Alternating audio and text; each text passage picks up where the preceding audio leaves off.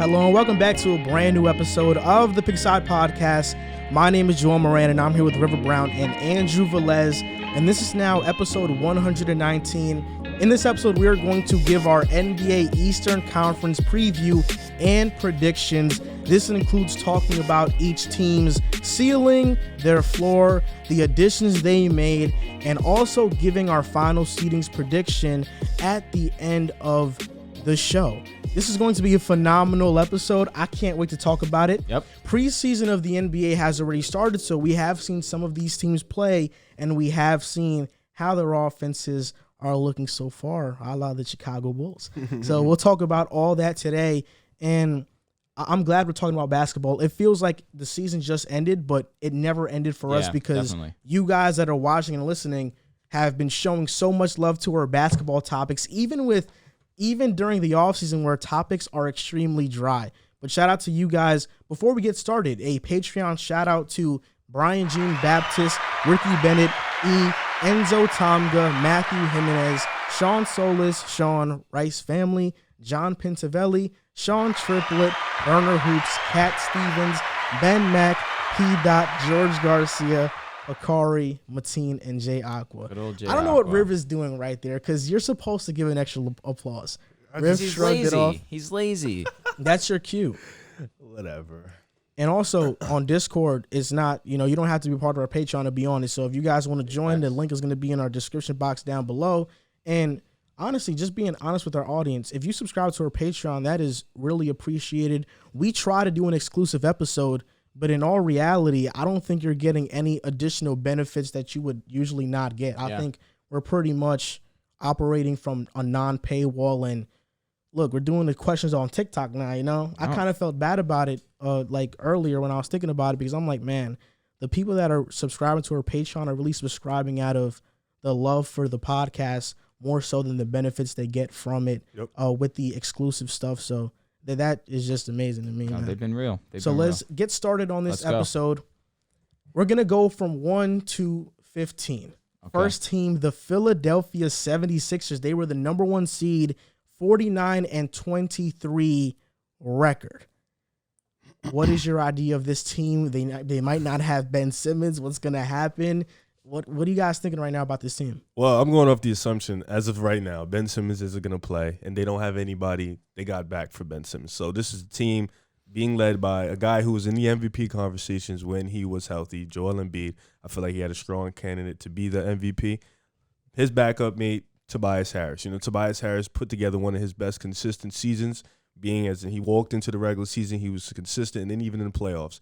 Aside from a few hiccups, he was mainly inconsistent for that. He was mainly consistent for that team. Seth Curry had a great year last year, being that guy, that shooter. Sometimes he played on ball. Sometimes he was one of their lead playmakers.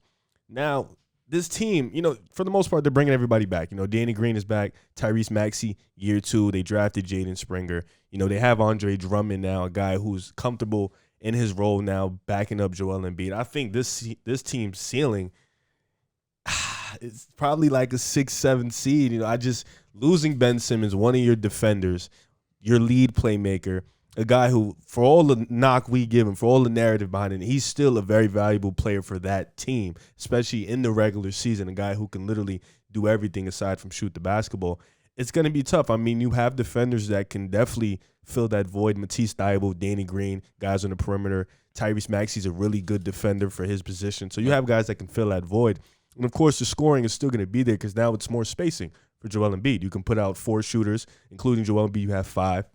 You're not going to be able to double team him. So I think it's good and all in all, but you still, Ben Simmons, that defense, that playmaking, it's going to be a huge loss. So ceiling, I can definitely see a 6-7 seed. I don't see them dropping out in the play-in, though. Like, their floor is the play-in. I still think Joel Embiid is great enough to get them in a play-in or in the playoffs. I don't see them dropping out at that all. But I'm just looking at the roster, losing Ben Simmons is huge, that length, that height, that jack of all trades. So that their ceiling would be a 6 seed for me, and their floor is play-in. Now, do you definitely believe Ben's not going to play?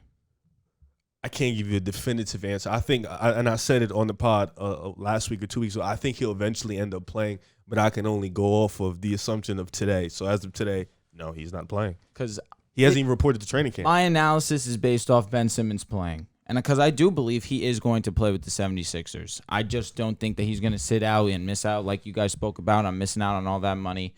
And I think he has too much to prove to not play. Because you're only as good as your last performance, and his last performance wasn't the best. And I think him needing to get on the court, him show off his skills, like, listen, you don't think my trade value is here, but I'm still Ben Simmons. So ultimately, I do think he'll come back. With that in mind, Philadelphia 76ers with Ben Simmons' ceiling is the 1 seed. Last season, we saw it. Not many people going into the season thought that the Philadelphia 76ers would be the 1 seed last season. Of course, you looked at the Nets with Kyrie and KD prior to even getting Harden. Nets were probably the favorites to be the 1 seed. Milwaukee, same thing. Their ceiling was the 1 seed as well. Now, with Ben Simmons, with having a chip on his shoulder, having something to prove, their ceiling should be the 1 seed. Their floor for me is probably with Ben Simmons 4 or 5. The East is getting talented. The Nets trio now is going to play a full season together. It's possible they're the 1 seed. You look at Milwaukee, same thing. They just won a championship. It's possible they could be the 1 seed. So I'm looking at the 76ers. I'm looking at if the issues aren't mended, that could have an impact on the chemistry of the team overall. But truthfully, I don't believe that it's going to be that big of an impact. I think that Ben Simmons has something to prove this season. I think he's going to be improved from last season to this season. I look for his numbers to go up. I look for his aggression to go up. Because if not, then people are right about him. And I don't think people are right about him right now. Of course you don't think I don't. I don't think Ben Simmons has that drive. Because if he did, he would have never taken the comments of the fans, of the team, personally like he did. He played bad. Simple as that. And for sure, if he had that mindset of, okay, I played bad, but I'm going to prove myself now, he would have reported training camp. We wouldn't have been hearing these reports. This is alarming. I don't think Ben Simmons has that mindset where he wants to be the best player he can possibly be. My biggest question for Philly, who's going to be that third guy? Is it going to be Seth Curry? Is it going to be, like, who else? Danny Green, Korkmaz, is Thibault going to develop? Are you saying without Ben Simmons? Yes, without Okay. Ben Simmons, because I don't think Ben Simmons is playing. The third guy's probably going to be Seth. Is he ready to take on that type of role, though? I am not sure. The Sixers, without Ben Simmons, are a 15-15 team. They're a 500 team flat. People are going to realize his true value once Philly starts losing without him. And that I think that's a perfect scenario for Philly, right? Because if you're winning without him, well, we can't trade anything for Ben because, you guys are winning. He wasn't that valuable. If they start losing, if they tank to the play-in, going from the 1 seed to the play-in, Ben Simmons' value shoots up. Definitely. You know what? Wow, look at all these advanced analytics. So that's probably best case scenario. I think their ceiling is a 3 seed, though. If Embiid stays healthy, I think they can get there with Tobias Harris scoring 20 a game. Exactly. And my predictions for Philly is mostly based off of Embiid not staying healthy the entire year because we haven't seen it yet. And their floor is a playing team. They are. There's a chance they don't make the playoffs. I think they'll be right there, but this could get really ugly for Philly and for Ben Simmons' camp. This is just a mess of a situation. Before you give your 2 cents, I want to say my take on if Ben isn't there because you guys are I'm pretty much on the same track as you guys. Without Ben Simmons, I'm not fully all in on Philadelphia. That being said, Seth Curry being the third option, that's basically what he was last season. In the playoffs. For sure, but let's on offense. On offense, for sure. Yeah. But what else are we really talking about? Yeah, I'm saying, you know what I'm saying? You know what I mean? So I think they'll still have success. I think Embiid's going to be forced to be more dominant. I think Tobias is going to be forced to be more assertive as well. Probably take on some more facilitating role that I don't know if he's probably ready for it. He could definitely do it, but I don't know if he's going to be best suited facilitating the offense. I think Seth Curry is going to be more than capable. We saw him take on more responsibilities last season. He definitely thrived. I think it'll continue on to this season. So I don't think that it's too much of a drop-off without Ben. Do I think they go less than 1? Without a doubt without Ben. If they're without Ben next season, they'll probably drop to around 5 or 6. That'll probably without Ben, that'll probably be their ceiling for me, 5 or 6. I mean, you lose that. Apologize. I didn't say that. You're right. Thanks for helping me out there. No, without Ben, their ceiling is 5 or 6. You lose that defensive presence. You lose that athleticism, that ability. That hurts. Don't be surprised if we see a Tyrese Maxey breakout. That's for sure, man. That's what I think. I've seen a lot of the MIPs. He can be a sneaky dark horse. I think he'll get that starting one spot. This is a guy who can defend at a high level. This is a guy who can score. He has that mid-range pull-up. And he's a sneaky underrated playmaker. And they're going to need guys like that to step up and play that position because you're losing one of your best playmakers on your team. So don't be surprised on the Maxey, takeover. But they have shooters still. Who takes over the point guard role? Would you think? It's going to be Maxey. Okay. Last year, per 36, averaged 18 and 6, around 5 assists-ish. Man, this could. And when he came in during the playoffs, he really sparked the. I think, and you know what I like about Maxey the most is that I think he does have a killer mentality. I think he is a dog, and he's a great basketball player. He can step up and be that third guy. Yep. And I'm glad you say that yet. I'm glad you mentioned that Tyrese Maxey is there because that's somebody I didn't forget about, but I didn't get to yet. Mm-hmm. But with their additions that they made, like Drummond and Niang, I don't really see anybody stepping up. I think Niang is a good floor spacer. He's going to be cool. Drummond, he'll be all right. But Maxey is the guy that I think has to take that next step for Philly to at least remain as a threat in the East, somewhat of a threat. I mean, that's pretty fair. I mean, re-signing Danny Green was also huge for them. You need that 3-and-D type player. He was huge for them when he went out. He was definitely missed. Andre Drummond is interesting because at this point in time, are you taking Dwight or Drummond? I think Drummond can be a Dwight. But do you think he can do it as well, the job as well as Dwight did? He has the physical tools. He has the ability. It's up here. Everything is up here. I agree with that wholeheartedly because 2020 we saw Dwight have a lot of success with the Lakers. Yep. Drummond comes in, complete opposite to a degree. Mm-hmm. Now they switch roles again. I'm not too confident in Drummond, truthfully. Yeah, no, I agree. I'm not either. Yeah, I'm not either. I think, but the mindset is you're coming in, you're playing behind Embiid. You didn't get many offers on the table in free agency. Now you have to come in, you have something to prove. I think with him coming off the bench, he can. I'm not buying any stock on it, but I think he can definitely change the mentality with being in the position he's in right now. So it's going to be tricky. But like we said, Tobias is going to have to take on a big role. That 20 points per game is not going to cut it anymore. Mm-hmm. You lost Ben. Now you kind of have to up it up to 22, 23 points. We need to see consistency yet again because Embiid is going to need help. And like you said, a lot of my thing is banking on what we've seen. Mm-hmm. Ben not being there and Embiid being injured a lot of the times throughout the season. So if Embiid goes down, they're toast.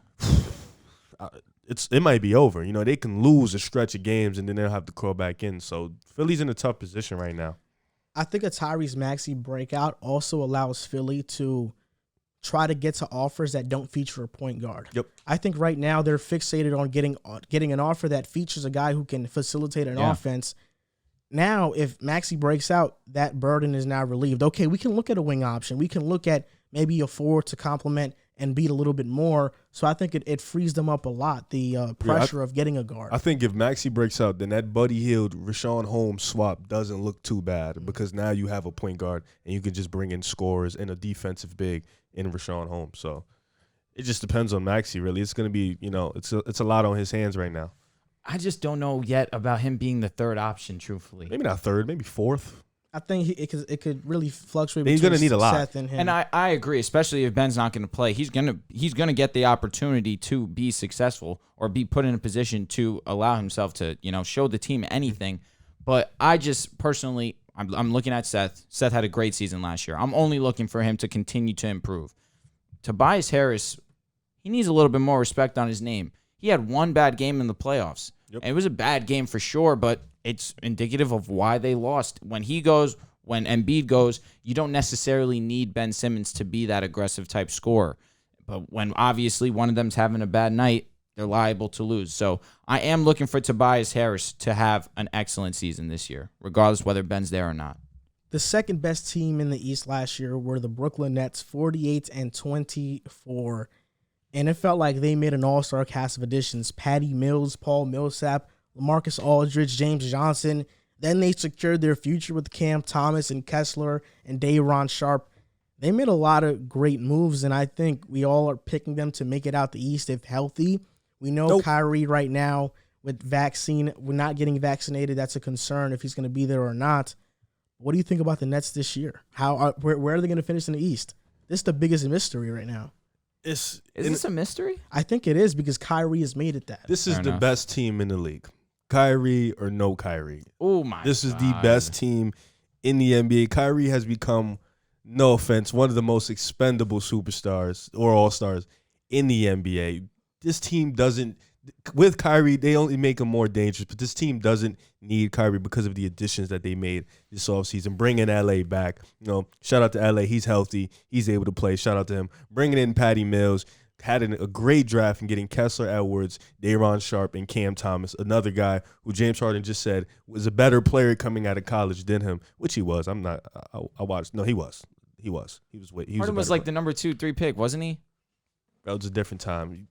Cam Thomas was a better scorer coming out of college. Cam Thomas is better than James Harden coming out of college? Yeah, I think I don't disagree. I think he was a better scorer. I think he was a better scorer coming out of college. I think Cam Thomas is different, man. But like I was saying, What pick was Cam, like 20th? That don't matter. I'm gonna be honest. Sorry. All right, we'll see. But bringing back Blake Griffin, Joe Harris is still there. This team, Paul Millsap, getting him. This team is deep. This team can run 8-9 deep. Bruce Brown is still there. Kevin Durant and James Harden are 2 top 7 players in the league. Kevin Durant being the best player in the NBA, and James Harden being that top 6 guy. This team has more than enough to get past Milwaukee. It has more than enough to get past LA and win the chip. They have shooters everywhere. They have depth at the big man position, which they needed to handle Giannis and Bam and those bigs in the East.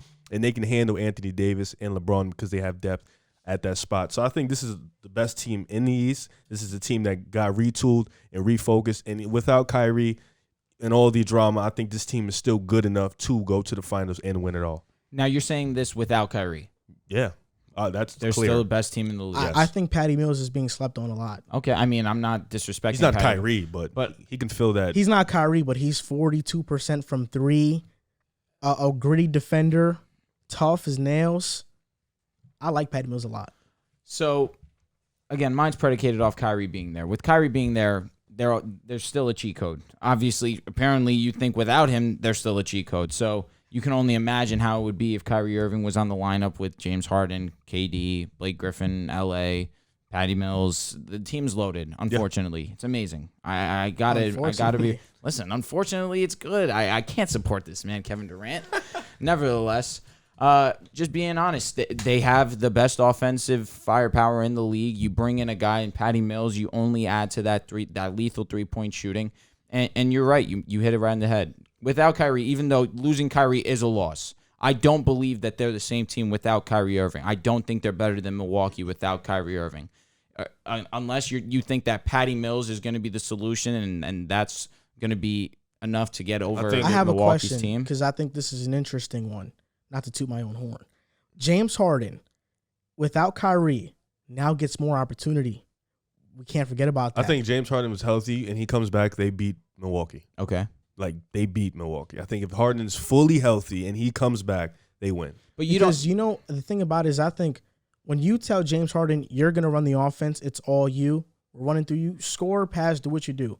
I think James Harden now doesn't have that kind of monkey on his back. Okay, now I got to get Kyrie into things because the players around Brooklyn, KD, Harden, the shooters they have, they all can play within a rhythm. I think Kyrie's that one guy that occasionally you have to get out of the rhythm to appease him because his scoring is not very predicated off of rhythm. For sure. The rhythm of a team in an offense.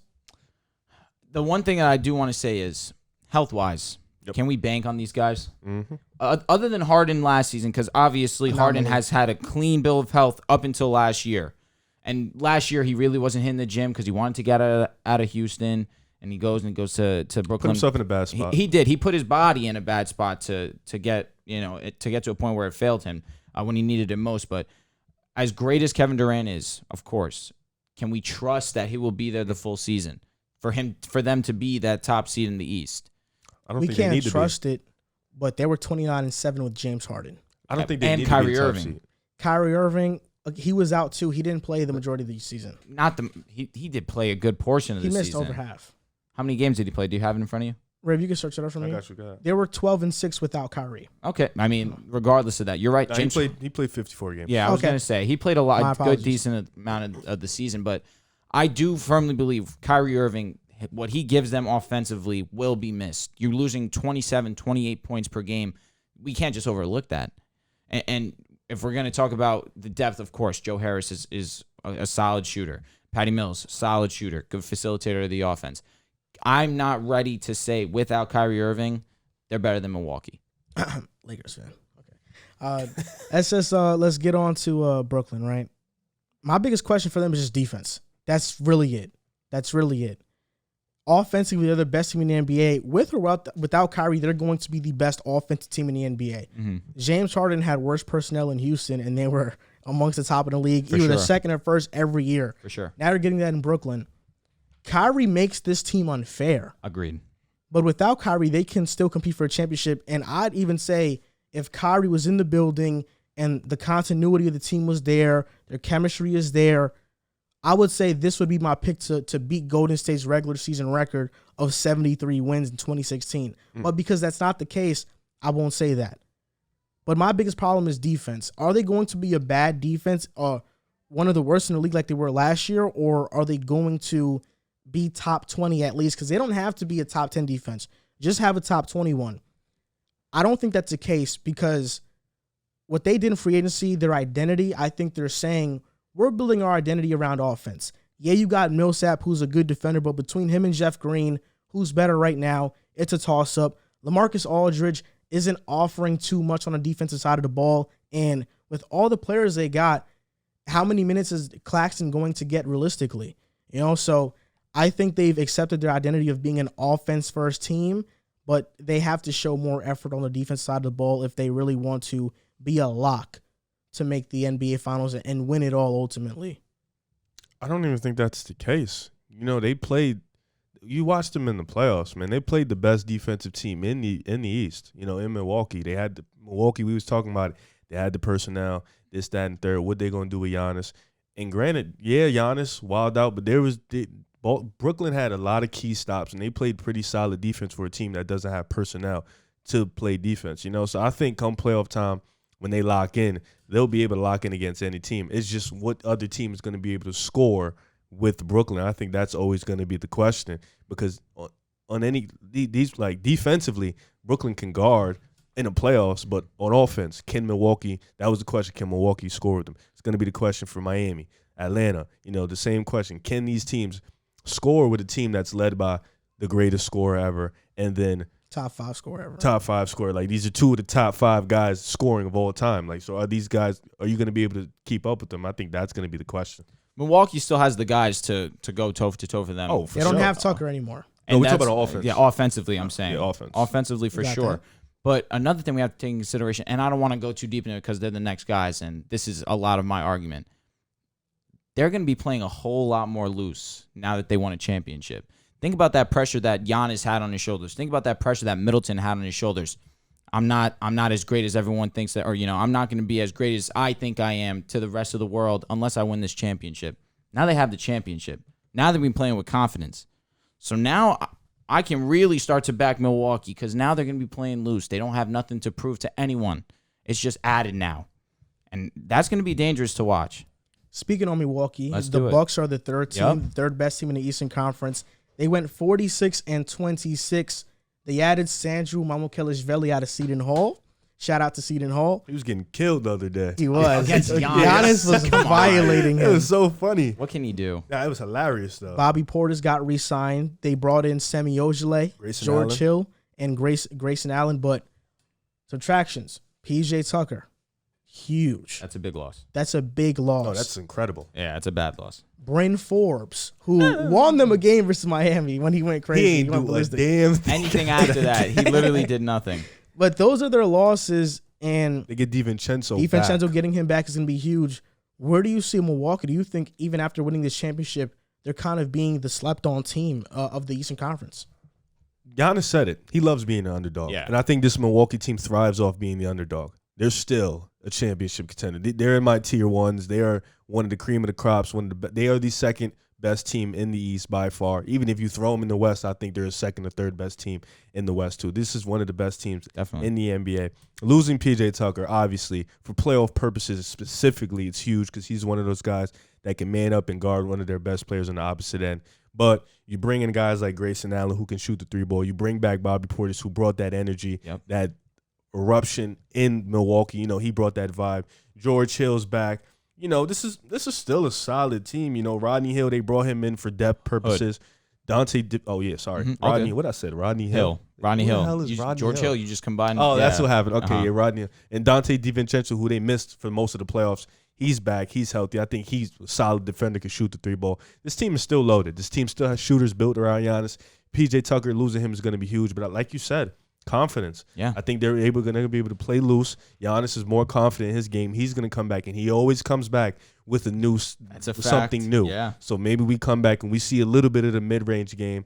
He sees how dominant he is. He's going to be great. Drew Holiday's still going to be that steady guy at the point guard spot. Chris Middleton, maybe he comes back. He ups his game. He just won a championship. Yep. So I think this team is still loaded. It still has all the pieces it needs to be. And their ceiling, obviously, is a championship. Their floor is the second round. If they lose out in the second round like Brooklyn did, granted they got hurt, but like Brooklyn did last year, obviously they have to look at things. Mike Budenholzer, he gets another year because of the championship. I know we wanted him out, but made some adjustments. He got the championship. Giannis dominated. So, like I said, ceiling, chip, floor, second. Floor is the ECF. Anything lower than the ECF is a failure in my eyes. It's going to be tough because we had a situation like last year where the 2 and 3 were the teams that we probably thought were going to the NBA Finals. Then obviously context gets added. Of course. But as of right now, anything under the ECF is a fail to me. If you just clicked on this episode and you skipped over to the Bucks portion of the podcast, what Drew said was about, he talked about Middleton, Holiday, and Giannis playing much more free, which I think was an excellent point. They're going to be playing much more free. They don't have that added pressure of trying to win a championship. And I think that can either play to their benefit or detriment because Interesting. Now if they don't have pressure, okay, we don't have to be the 1 seed in the Eastern Conference. We can cruise by the regular season, get the 5th seed.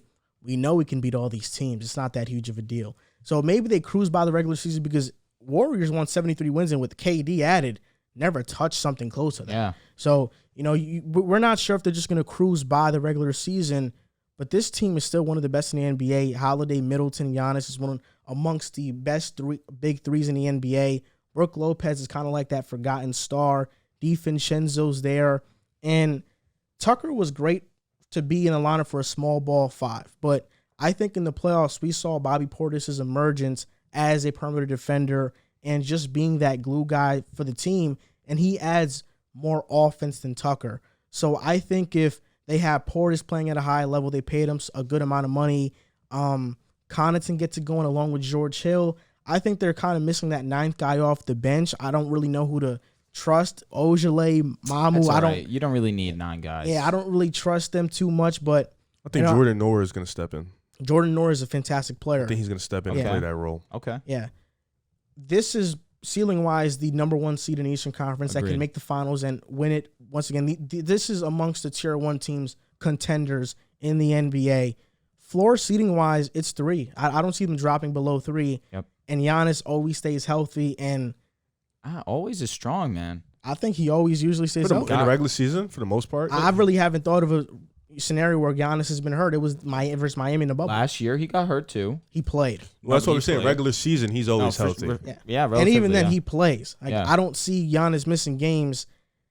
We could see an MVP run right here. We could see him win the MVP. One. Because he's on that trajectory. He's on the Jordan run right now. Voter fatigue doesn't exist anymore. We saw him win. Now voters are going to be much more lenient. And last year, he had a top 5 MVP season, but wasn't in the voting because, well, you haven't proved it in the playoffs. That was kind of voter fatigue right there. I mean, but look at the 3 guys that were finalists. Giannis should have been a finalist over Steph if we're basing it off the history of the MVP. And let's be real, with the time that Embiid missed, you could debate. I know. I just think the 3 guys in front of him weren't too, they weren't slouches. They weren't like too bad. I got you. Right. Realistically, like if it was 2019 Giannis and we had these 3 guys in front, Giannis is finishing 3rd in that race. In last year's race, you're saying? because I think just being the 2nd seed being the 3rd seed and Curry out of the playoffs, Giannis' numbers are like what, 28 and 13? Yeah. I mean, what more can you ask for? Yeah. 28, 13, and 5, along with a block and a steal. Mm-hmm. Like, what you can't ask for more. I think that was a product of voter fatigue, definitely. Man, Milwaukee's going to be fun to watch this season. Now, obviously, we're thinking about Giannis and we're thinking about how he's going to improve his game. As if he could start hitting this 3 on a more consistent basis, we're looking at one of the most dominant players to ever play the game, and he already is that. But he was just taking his game to a whole nother level. The player that I'm most interested in next season is Chris Middleton. Now, Chris Middleton was a guy prior. I guess he kind of took that off of his back a little bit, that Miami series where he got a game against them and avoided getting swept. But last year was the real challenge of, okay, I know I need to be the second best player on my squad if I want to win a championship. And he had some moments where he wasn't the best, but then there were some moments where he was unbelievable, and he was arguably the second best player on either team in some situations. Because obviously I wouldn't say he was better than Giannis, but he was the closer for Milwaukee in a good portion of the games. I'm expecting Chris Middleton to have an amazing season. Now, he's not playing with any type of pressure. Of course, Middleton is usually a great regular season player, but I'm just expecting him to just come out with even more confidence. He has shown himself what he can do in the biggest moments on the biggest stage, and I'm just only expecting it to continue and carry over into this year, truthfully. Now, like you guys mentioned, we're going to keep saying this. Their ceiling is the 1 seed. Their ceiling is a potential championship. There's no way you can see Milwaukee dropping below, like Joel said, the 3 seed.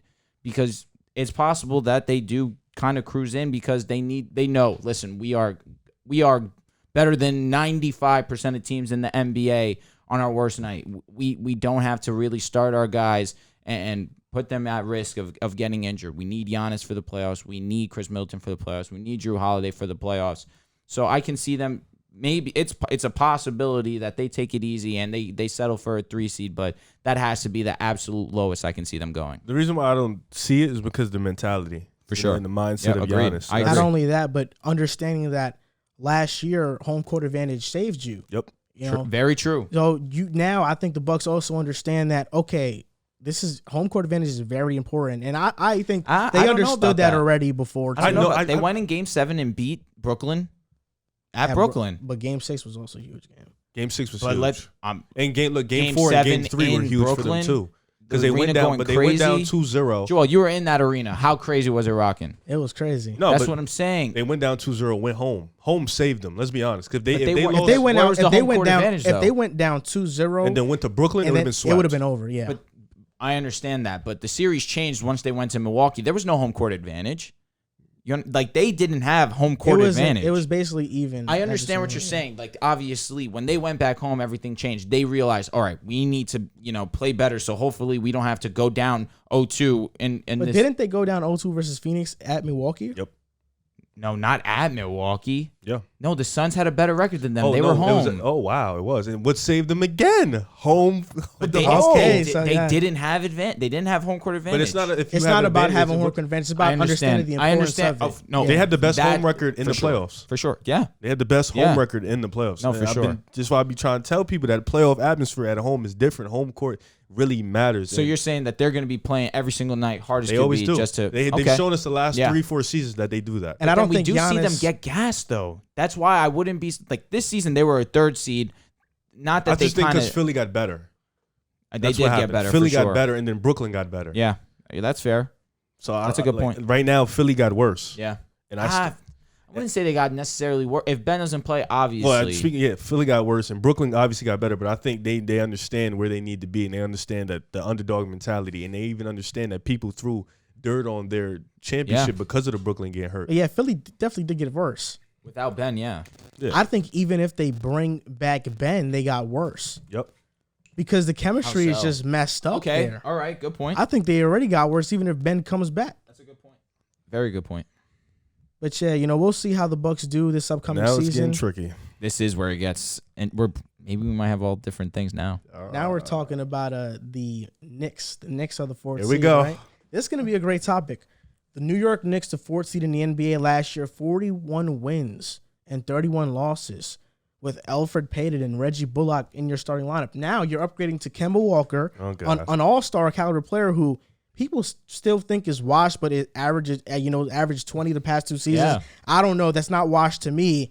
And replacing Bullock with Fournier, who can also create offensively, R.J. Barrett, year 3 leap, Mitchell Robinson being healthy, being that defensive anchor, and also they re-signed back their guys, Burks, Derrick Rose, Nerlens Noel, and this could make up a top 5 bench in the NBA. Not one, I don't think so, not one, but top 5 definitely. I mean, are the Knicks going to remain the 4th seed, be higher, or are they going to lower down? Well, I like their draft. Getting Miles McBride and getting Quentin Grimes, Jericho Sims. I liked it. It was a solid draft for where they were at. They got a good draft. Bringing back their guys that was a part of that success last year was huge. Derrick Rose, I feel like, was their best playoff performer in that series. Bringing back Alec Burke, who's one of their best three-point shooters, is huge. Defensively, everything. I feel like with Thibodeau's defensively, it's consistency. He's going to still have that consistent, maybe not, top 3 defense because, Kemba Walker is still a little bit. He's not a good defender. Evan Fournier is not that great of a defender. Isn't either, though. No, yeah, Payne, but Reggie Bullock is. A lot of teams got better defensively. Reggie Bullock's a bit overrated defensively. He's a better defender than Fournier. They're not that far off. We'll see. I mean, like I said, I think they'll drop off a little bit in the backcourt on defense, but nonetheless, they'll still be a top 5, top 6 defense in the NBA. They predicate more on team defense. Yeah. And I think that's kind of what haunted them in the playoffs. They didn't have a stopper.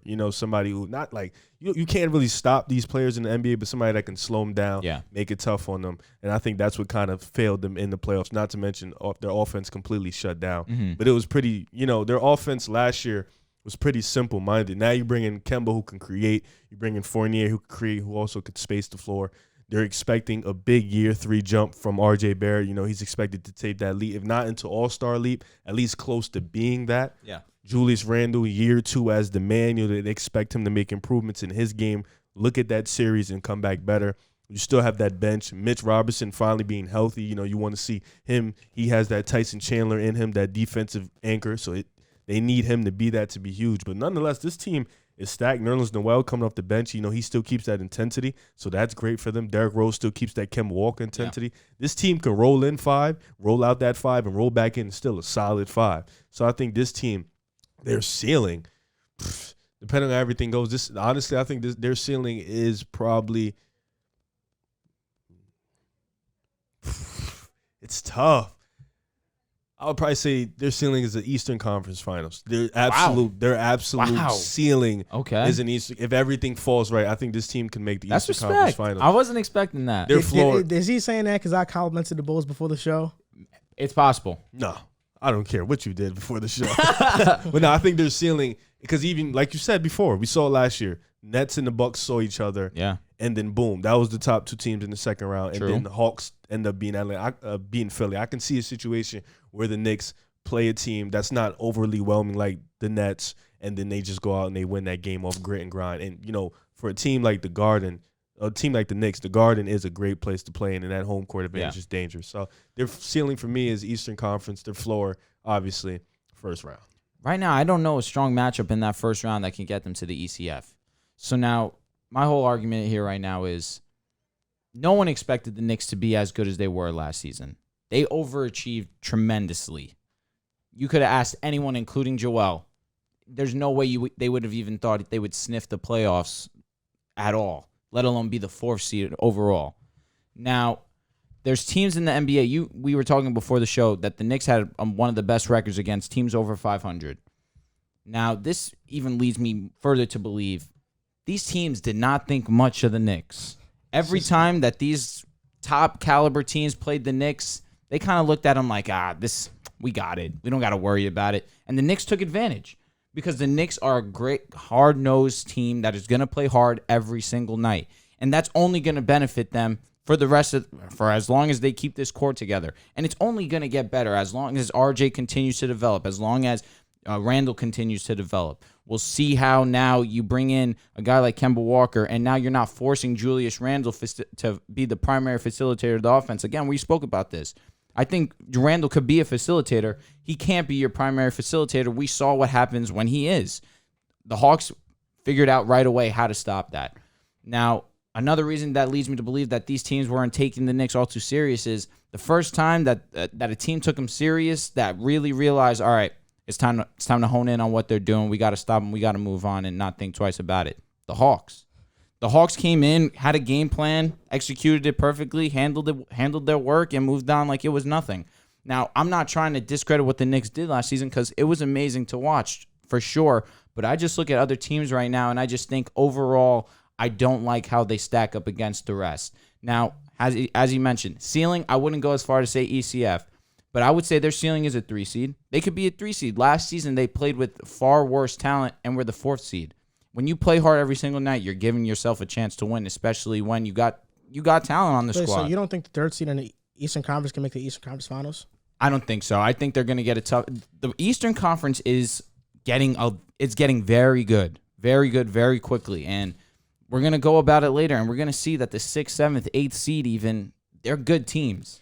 I get you, but if you can see them as high as 3, they can't beat 4, 5, 6, 7. There's a realm of possibility that given the Knicks additions of Fournier and Kemba, which definitely do fit the needs of the team, that they finish as high as 3, but their floor for me is a play-in team. There's just so much that could go on in the 5, 6, 7, 8, 9, 10. It could come down to a game or two between a bunch of those teams. So that's why it's kind of tricky for me to really delegate where they're going to be. But I do believe the Knicks are not. They're not going to be. Their ceiling could be a 3 because obviously they were a 4 last season, but I'm not too sure about that. Wow. Rev, let me ask you a question. Talk to me. We play in basketball. Yo. You don't think I'm a very good player, right? Okay. We play, and let's say we play the first time and I shock you. I beat you. Yep. What's going to happen in that second game? I'm going to take you a little serious now. Going to lock in. What if I beat you another time? Yeah, you're just better than me. What if you're just watching from the sidelines and you watch me play pickup before you've ever seen me play? Mm-hmm. I don't look very good, but if I beat a couple people in a row at pickup and you see that, now when you play me, how are you going to play? Lock in. That's why I think your assessment on the Knicks is wrong, because I don't think teams saw what the Knicks were doing, winning these games and saying, we can just take them nonchalantly. I think Tom Thibodeau has that respect of every coach in the NBA that his teams come out to play hard. We have to take them seriously. And yes, we exceeded expectations, but what we got to the Knicks, I don't think Thibodeau, I don't think the team, I don't think they're satisfied. Yeah. I don't think they're going to just bank on last season. I think they're saying, you guys are still sleeping on us. Vegas just said we're going to win 42 games. We won 41 last year, and bringing back Kemba and Fournier in a 72-game season. Now we're playing 10 more games, and we're going to win one more game. I think the Knicks feel greatly disrespected by all these tabloids. I think R.J. Barrett feels disrespected being left off of lists. I think Julius Randle feels disrespected because I think people are saying on the outside that the season was a fluke. Kemba is getting called washed. I think he sees that. He hears that. Everybody on the Knicks has something to prove. They have a chip on their shoulder. We're going to come out and exceed the expectation of this lowly 42 wins. And now that we're getting back Mitchell Robinson, who can be a defensive player of the year candidate, wow. We can be a top team. I think we can be a 3rd seed in the NBA. And you're right. If we do face a good matchup in the playoffs, we can make the Eastern Conference Finals. But you guys know that I've said this before. If we face the Hawks in the playoffs, they don't want that smoke. No, they don't want that smoke. Cam Reddish, a report just came out that his trainer actually tells Cam Reddish, be more like R.J. Barrett. I can't wait till we get into that. Be more like R.J. Barrett. Into that. So, he needs to be more like him because he understands R.J. Barrett's a dog. He's a mentality. He's a bull. Yep. He's a bull, pit bull, whatever you want to call it, bulldog. He's a bull regardless. Yep. He's a different breed. I think he's going to come out playing great. And to talk about the X's and O's of the Knicks, last year they were one of the worst pick-and-roll teams in the NBA because R.J. Barrett was their lead ball handler in those situations. He's not very effective at this young of an age. Maybe he got better this past offseason. Kemba, Fournier are great in the pick and roll. Now our offense is going to be much more fluid instead of being reliant on Julius Randle ISOs, contested mid-range shots. I think our offense is going to get much better, and defense is going to be relatively the same. You guys were third. You guys were 3rd in defensive rating. You were 1st in points. You were 23rd in offense. So I think, I think the offense obviously improves into the teens. They can get to 15, 14. That'd be great. And I think the defense will stay around 3, 4, 5 range. Top 5. Yeah, it will stay around that range. And I think that's incredible because, like I was saying, defense wins games in the regular season. We saw Toronto, that team that lost Kawhi. They were one of the best defensive teams in the league. And they went on and they won a lot of games. In the playoffs, what lacked was they didn't have a number 1 towards the end of the games. Yeah. That's why Boston beat them. But This team plays defense, and defense we saw last year wins games in the regular season because it tires you out. In the regular season, it's a long no doubt. season. Yeah. So, like I said, I can see a situation where if the Nets and the Bucks play again, the Knicks could face Miami or face Atlanta and could get a win. You know, we seen Atlanta. We think that Miami. We didn't think Atlanta would beat Philly. We didn't. But we know the roster of the Knicks. We know the roster of Atlanta. We've seen what's happened already when they faced one-on-one. Let's say it's a new roster. Also, and Miami's a new roster too. That got better. I wouldn't say new. Let's say the Knicks are the 3rd seed. But they're gonna have basically a new identity as well. Go ahead. Let's say the Knicks are the 3rd seed. 6th seed is Philly. Celtics. I'll just say Philly. Let's just say Philly's a 6th seed. Okay. We can't beat Philly You can beat Philly. in a series without Ben. Without Ben. With Ben, you can beat Philly. I think with Ben we could beat them too. You guys are being generous because I don't think just so. seen based on Ben just in the Ben playoffs. in the playoffs. Yeah, I don't think so because we've seen Kemba in the playoffs. He's cooked. Because let's not pretend like Philadelphia should not have beat Atlanta swimmingly. They That's our should have point, won it. though. Doc is still the coach. They blew those games. If they just And you know what's the difference with New York? They have better personnel to guard Embiid. Yeah, Noel, Mitch. But then you're also banking on Mitch staying healthy. But Noel is he still stays Noel's a better healthy. defender than Clint Capella. I feel like. This was really an anomaly season for it was Mitch. past 2 seasons that he's No, the other year he was dealing with some He stuff. relatively stays healthy. Yeah. He's not an injury-prone player. Can Julius bang with Embiid like that? Mitch can. He don't need to. Nerlens Noel can. Better than Clint, definitely. I just feel like there's no stopping Embiid, truthfully. Of course, there's no stop, but In I the think fourth quarter, they're there able to is. slow him down. In the 'cause fourth quarter, there is. Mitch is an athletic Jared Freaking Allen. nature. Okay. Like he's a longer athletic Jared Allen. Like Okay. he has the knack like Tyson Chandler, and he has the length and the size like Jared Allen. Like he is that type of special athlete. And he's Listen, 7 feet tall. I'm not down the Knicks' abilities. I just think that other teams right now I look at and I just trust them more. I That's feel all that like it You is. trust them I over don't Tom trust Philly Thibodeau right now. coach team. Let's be honest. What was Tom Thibodeau in Minnesota though? It's not. They made the playoffs for the first time in like a drought. But really, what did they do? They were 4th seed before Jimmy Butler got hurt. They got hurt. And he tore his meniscus. They were the 3rd seed, right? Yeah. Fourth. They were fourth. Something yeah, like that. Jimmy got hurt and Okay. they fell. They still made it. How long was Thibodeau on the team? It was 2 years. I think it was 2 years. It was the first like developmental year. The next year they got. They had Jimmy Butler, Butler. Carl Anthony Towns, Wiggins, and Wiggins. D-Rose. Come on, And that's then they a played squad. Houston. Wait, that's a That's a good when trio. healthy, but they Yes. were injured. And then they played Houston, bro. They wasn't Yeah, gonna no. beat us. Houston, I'm the team with that you. took Golden State to 7. Mm-hmm. That stacked Golden State roster. So wait, to who 7. do you think is a better coach, Doc or Tib? I think Tib is a better coach. Tib. So they win. Just go down the line of the East. We could Rick Carlisle Tib. or Tibbs. Tib. I'm not ready. I'm not ready to say that. What do you mean you're what not has Rick ready? Carlisle done? Huh? What has he done? He has a chip, bro. Yeah, I was yeah, about to but say. yeah, he hasn't made the playoffs since then. He just made it last year. Yeah, he 2 years in did. a row. And the Mavericks were just like the 5th, 4th seed. He has Luca. Okay, that's So- fair. He has the so benefit what? of coaching these great Thibodeau players. made the bro. playoffs with Joakim Noah as his best player. I want you to remember that like dearly. Okay. And Nate Robinson was the star. And G. Augustine too. That's I I need you to remember that. Like he did that. Like defense gets them in, bro. Okay, Tell me. maybe I'll give you Rick Carlisle, but I don't think Indiana can be as good as the Knicks. Personally, I did personally. We're gonna talk about it, so I'm gonna hold off my opinion. But I think Tom Thibodeau, regardless, whichever way you slice the pie, So what's he's your a top ceiling 5 coach for in the the Knicks? NBA. The ceiling is the third third seed. So we all agree third seed. What's Yeah. the floor? Floor is a Seventh? playing team. Oh, 5th seed. fifth for you. I got 7-6. Okay. So maybe playing. Maybe Also, not. what I like about the Knicks a lot is that they can suffer through a few injuries and be fine. Yep. You know, that's a good our point. depth is just insane. From 1 to 14, we have guys who can come in and play at a high level.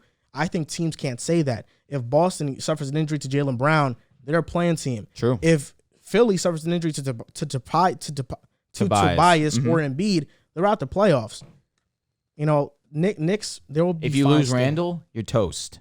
I don't. You know just if that's lost the necessarily best true. player on your team. If You we just said- if we lose Randall, I think Kemba now jumps up to like 25 a game, and I think RJ jumps up to 23 a game and takes on that role. Randall hasn't shown us he'll get hurt.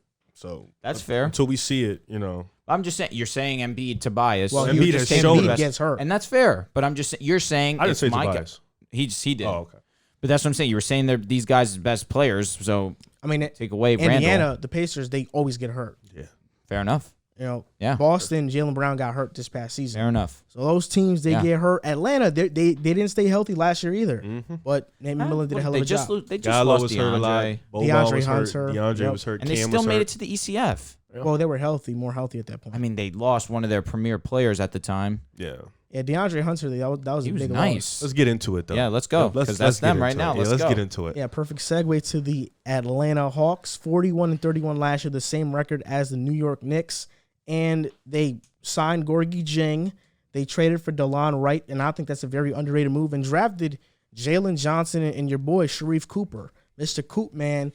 They re-signed John Collins. We all thought that was one of the biggest mysteries amongst this team last season.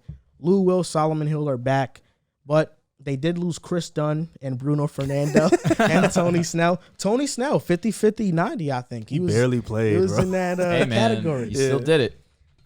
I don't even think he's qualified for the list because he didn't play enough. When I look at the Hawks, I think this is a season that's going to be predicated on internal development. Yep. They didn't make much outside moves, but I think the biggest one they made that's going to be huge is getting DeLon Wright. They try to fill that backup point guard role with Chris Dunn. It didn't work out. Rajon Rondo was a flop with them. I think DeLon Wright is a great backup point guard, and he can play 1 through 3. He can play on the wings. He can just do so many things. He's a very versatile player, and I think that was a huge move.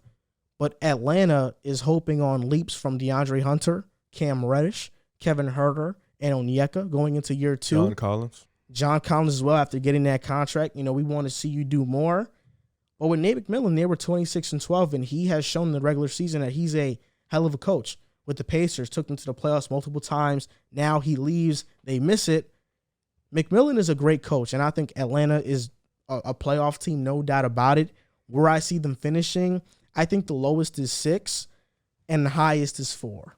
This is one of my locks for the playoffs. Them Brooklyn Bucks, I think they're a lock because I think they have an identity. I think they've established who they are. They have their star players. Everybody fits around that star player.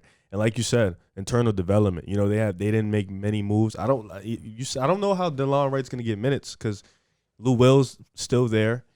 Cam's coming off the bench. Kevin Huerter's coming off the bench. So it's going to be tough to get some minutes, but nonetheless, if he gets in, he provides positive things for the team. So nonetheless, that's good. But like I said, internal development. I think this team is banking on Onyeka, Cam, Hunter, Collins, Huerter. That's 5 young guys. Even Jalen Johnson. That's 6 young guys that they're planning on that they need to get better. Clint's going to be who he is. We've established that. He still has room in his game to improve. He can be much more efficient from 3. Yep. And he can take better shots. His shot selection, he can be much better at that. So I think. But also, do you think this new foul rule will hurt him?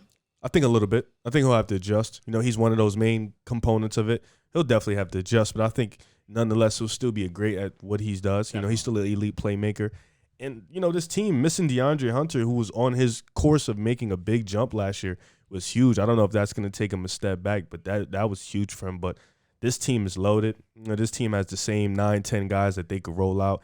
And I think the ceiling for them is a 3rd seed. And, let's get into it because, you tried to throw the little jab that RJ Barrett, this, that mentality. No, that's not what was said in the article. I know people looked at it like that. What was said in the article, because I have the Athletic app and I pay for it. So I read the article. Oh, trust me, I do too. But I didn't read the article.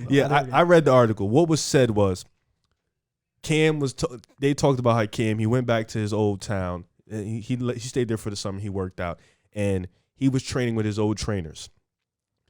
What we saw from Cam the last 2 years is once he misses a shot or he makes a mistake, he puts his head down or he kind of loses confidence. They wanted to instill that confidence. They said, look at your teammate RJ Barrett. When he was in college or he was at Duke or high school, even though he missed a shot, he'll still keep taking that shot. He had that confidence in him. He didn't care if he missed 10 shots, he was going to keep taking that shot.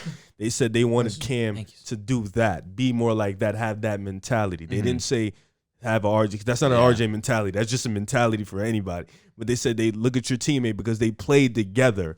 That's what it was. It wasn't. I'll be honest. Even still, no, it wasn't like that. No, it still sounds. It still sounds like, hey, look, I want you to be more like RJ. Adopt his mentality. That's the strong. That's the strong that's losing me. But that's what he said, though. He's still praising RJ Barrett. No, he said, look at your teammate, RJ. No, I never disputed that. You can praise your teammate, but don't make it seem like he's telling him to be like RJ. No.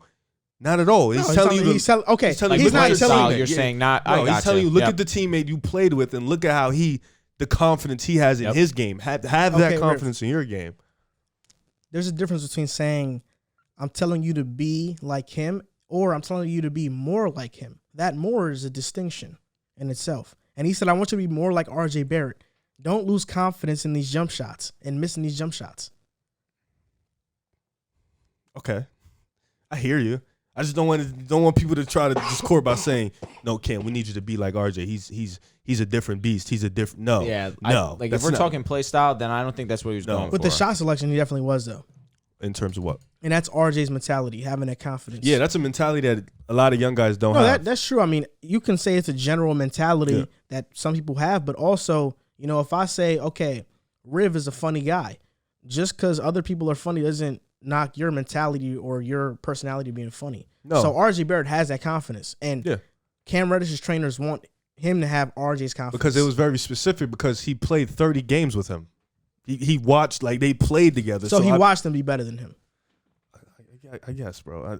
I don't know how you, like, you're going to slice it into that, but it's all right, bro. RJ's better than Cam at this point. Oh, yeah. Yeah, that's it. Definitely. Yeah. Who has more potential, though? We know who has more potential. It's Cam, easily. I don't know, bro. Easily is crazy. Easily. Hard work beats talent when talent fails. What did RJ bump? 1,000%. What did he bump his point per game from last season to, the year about before? Like 3, 4. I was going to say, it's like. No, he's but better. But give your right take now. on Atlanta. So similar to Riv, I do believe that their ceiling is a 3 seed. I don't think that they necessarily needed to go out and spend money to improve the roster.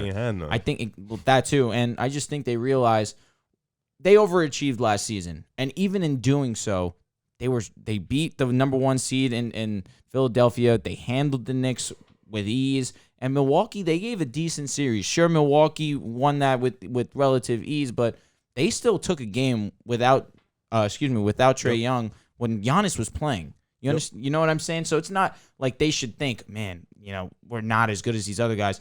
They're thinking we could bump with anyone right. Yeah, come on, you're Shaqtin' a fool. Anyways, they're thinking we could bump with anyone. We could legitimately beat anyone on any given night. That's the type of mentality that they probably went in with, and they have guys like Trae Young, who is a potential future top 10 player in this league. One of the best facilitators in the game, one of the best scorers in the game at his position. He's a special talent. You match that with Bogey, you match that with Horder, who I do believe is going to improve from last season to this season. Horder showed a lot last year, and I'm not saying that he's going to be, a superstar. I think he's going to be a very solid role player, and that's all you really need him to be. John Collins, bringing him back, that was huge. I kept preaching. You can't break that up what Trae Young and John Collins have, especially the way that John Collins performed come playoff time. They really had something nice going on, so I'm not necessarily thinking that they need to spend money. I do believe that this team has a great scheme already, has a good identity of being one of the better jump shooting teams in the NBA, have a solid defensive front court in Clint Capella and John Collins. They are confident in who they are, and that's all they need to be. Their floor for me would at lowest be the 6th seed. I do believe that the Hawks are going to be a premier team in the East, and it's going to be fun to watch them. When looking at the Hawks, you mentioned it about John Collins. You can't split that up. I think you're right. It's good that they paid him. They couldn't pay anybody else. I mean, True. Last offseason was their premier offseason. Getting Bogdanovich, getting Gallinari. Yep. Those were the difference makers, and even Rondo and Chris Dunn. We looked at the Hawks as a team that was going to make that jump, and that was in jeopardy until McMillan got there. McMillan really steered them in the right direction. Based on the talent and all these young guys, and hopefully they can develop, this is going to be one of the better teams in the Eastern Conference. But Trae Young, how much is that foul thing going to affect them? I don't know if it's going to affect them that much, but I think there's going to be something to be said there. You're going to definitely see that effect because Trae does foul bait a lot. I think more than any player in the NBA. You don't see that from Knicks players, definitely not. But yeah, the Hawks are going to be a good to great team. But like I mentioned before, if they face the Knicks in the playoffs, their season is going to be over. And what makes you say that? Just better. Oh, you went from Alfred to Kemba, and you still don't have an answer for Trae Young. I'll be honest, man. You guys are not better. I think we are. In what way? Just Culture. are. He said culture. Culture. McMillan to Thibodeau is not that huge of a gap, if there even is one. What? I'm firm on that. You lost me. I'm firm on that. Why is that? Thibodeau's like a top 5 coach in the NBA, bro. Oh my God! You gotta stop. What does he want to have? That? What is McMillan? I agree. He's exactly. just made his first ECF like 15 years later. I'm with you. I'm with you wholeheartedly there. That being said, it's not like Nate McMillan didn't immediately come to Atlanta and completely And Thibodeau change immediately them. came to the Knicks and turned them into a 4th seed. That's a great point. But Wait, Drew, when they met up, what happened? What did Brad Stevens win with Boston? They went to multiple ECFs. Was he a top 5 coach? I would say so. But he didn't really win anything. Just went to the ECF. Brad Stevens is acknowledged as one of the better head coaches in the league. You could have used a better, in my opinion. He probably is because defensive mindset that he brings to the team. He's For the sure, most but it's not- He's one of the most respected guys. He has a ring too. You didn't even know that. With Boston. Yeah, you Back didn't in the even, day. No, wait. Oh, wait. He was really? assistant. Oh, Yeah. okay. Well, And then went to assistant. Chicago first. One coach of the ECF. year. Mhm. That very first year. They Don't lost- disrespect him. Yo, he's Yeah, come don't on, disrespect come on. him. just not all. I'm sorry. I'm not. He high has 2 on coach of the years. Thibodeau. I just want you to know Okay. that. All right. Fine. He can have all these accolades. Hey, don't do what you think. Don't do that. Dwayne Casey won coach of the year and got fired too. So it's not like it's. That's a fair point. You know- Dwayne Casey's a better coach than Nate McMillan. Ooh, that's hot. I'm a fan of Nate McMillan. I mean, No, I am too. I love Atlanta. I love their coach. I love what they're doing. listen, I'm not saying that. What I said was there's not a huge gap, and listen, there really isn't. There's not that huge of a gap. I don't know. You give Thibodeau this Atlanta team. This is probably the first seed in the NBA. Ceiling third. Nah. I can't- ceiling third Yeah, for me. for sure. Floor 5. I don't see them Fair. locking out. I think they're a lock. Yeah. Because Atlanta's moving up, that means a team has to drop down. But this next team we're about to talk about might not drop down because Miami, the Heat, they made a lot of big-time moves getting one of the more underrated players in the NBA in P.J. Tucker. And then also adding on Kyle Lowry to be the point guard. hell? Markieff Morris is also a pretty good addition. I just think the Heat getting these players in free agency and also re-signing Hero and Robinson, or not Hero, Oladipo, Robinson, and then extending Jimmy Butler. This did a lot for their culture, but they're going to lose a lot of guys. Goran, Precious, Bjelica, Ariza, Iggy, Nunn. They're losing a lot of those guys. I do think PJ Tucker makes up for over 80% of those losses because he fits into the Heat culture so much. He's going to be that defensive stopper alongside Jimmy Butler. What I'm looking forward to see from this team the most is Bam going to take that step? Because I think now that you get him a true point guard in Lowry, he can do it. You know, Goran Dragic's more of a scorer, but with Kyle Lowry and Bam, does he jump up to 20 points per game, which isn't too hard to do It's only since like 2 points. he's at 19. Yeah. You know, he probably jumps up to 20, but is Bam going to solidify himself as more than just an all-star, as one of those corner pieces? You know, so I think Lowry can unlock that part of his game, but this team is scary. Their starting lineup, and once Oladipo comes back, they're going to be a problem. Another lock for me. This is one of my locks in the playoffs. You know, I just think Miami is so bought in and built in for that culture. And I love what D-Wade built there. I love what LeBron kind of helped on to build for there. sure. And then Jimmy Butler bringing in a guy who just fits that culture so much has really restarted their process and kind of jump-started. So I like you said, you're a weird guy. You know, you bumped up P.J. Tucker and said Kyle Lowry, like, he's just all right. Like, no. They got Kyle Lowry and then, you know, they got P.J. Tucker. Who just won the championship? Oh, my. Kyle has one. He got him before Who has PJ. a more recent? Oh, come on, bro. Anyways, no, I both can't hate on him. I used to do that all the time with the Broncos, so it is what both it of is. these guys, Heat guys. You know, you're looking at this team, like you said, they're waiting for Victor Oladipo to come back. He's gonna bulk up that bench with Tyler Herro. I think, you know, Kyle Lowry, Duncan Robinson, Jimmy Butler, they're gonna start PJ with Bam. You know, Kyle Lowry bringing in another ball handler, that kind of was like one of the things they needed to do because Jimmy was the number one guy, being their best ball handler. He kind of did everything, rebound, defend, be their playmaker, and score for them. I think Kyle Lowry is going to kind of take that weight off for them. And, of course, like you said, this could unlock Bam. You know, a point guard, for a lot of bigs, a point guard can really unleash them. You look at DeAndre Ayton and Chris Perfect. Paul. Yep. You look at, like, a point guard can really unleash a big man. I think the way Bam plays, he can definitely come out. Bam has already said that Jimmy Butler has been credited for his defense, you know, locking him, unleashing that defense, him getting him versatile and becoming more effective on that defensive end. So I like this team. You know, I hope my boy Marcus Garrett, I hope he makes the team. You know, he's a strong guy, good defender. But you look at this team, I think this team is 8 deep. You know, Caleb Martin, he's good, but he's on the two-way. Are they waiting for Max? I don't know how to say these Max guys. Struss. Max Struss, KZ Ospala, a bunch of young guys to really step up. Omir, they're waiting for those guys to really step up because their bench isn't that strong, and that's the one thing that's really hurting Miami is how bad is their bench. You look at Atlanta, New York, deep benches. You look at even Milwaukee, they got a couple guys on that bench. Brooklyn bench. So that's really the one thing. Miami's starting five, I think, can match up with any team in the East, but it's that bench. But they're a lock for me. And at worst, they'll be in that 5-3 range. That's their ceiling, and that's their floor for me. Not to mention, their top five can match up with any team in the Eastern Conference. But how long can that starting five play? Lowry's 35, 36. Tucker is 36. Right now, Jimmy is in his 30s as well. You don't have a lot of young guys in that lineup. And Duncan Robinson is great, but he's not bringing value defensively. Bam is the only guy who can play 36-plus minutes a game, and even then, that's hard for a big. Yeah, and I would say stay healthy for the entire year. They're counting on a lot of older guys, and if their bench doesn't step up, they're going to have dead legs. I do agree with majority of what Riv said. I think that this is probably, in my opinion, the most improved team going into next season. Either these guys or the Bulls. But you bring in Kyle Lowry, you bring in PJ Tucker, automatically they're thrown into the conversation as probably the best defense in basketball right now. You said it. I hate to keep reiterating points, but it's really perfectly said. You bring in Kyle Lowry, Bam Adebayo's game is going to be unleashed even more. And I think what my biggest concern right now with the Heat is who's going to be that offensive guy. Last season, they only had one guy average over 20 points, and that was Jimmy Butler.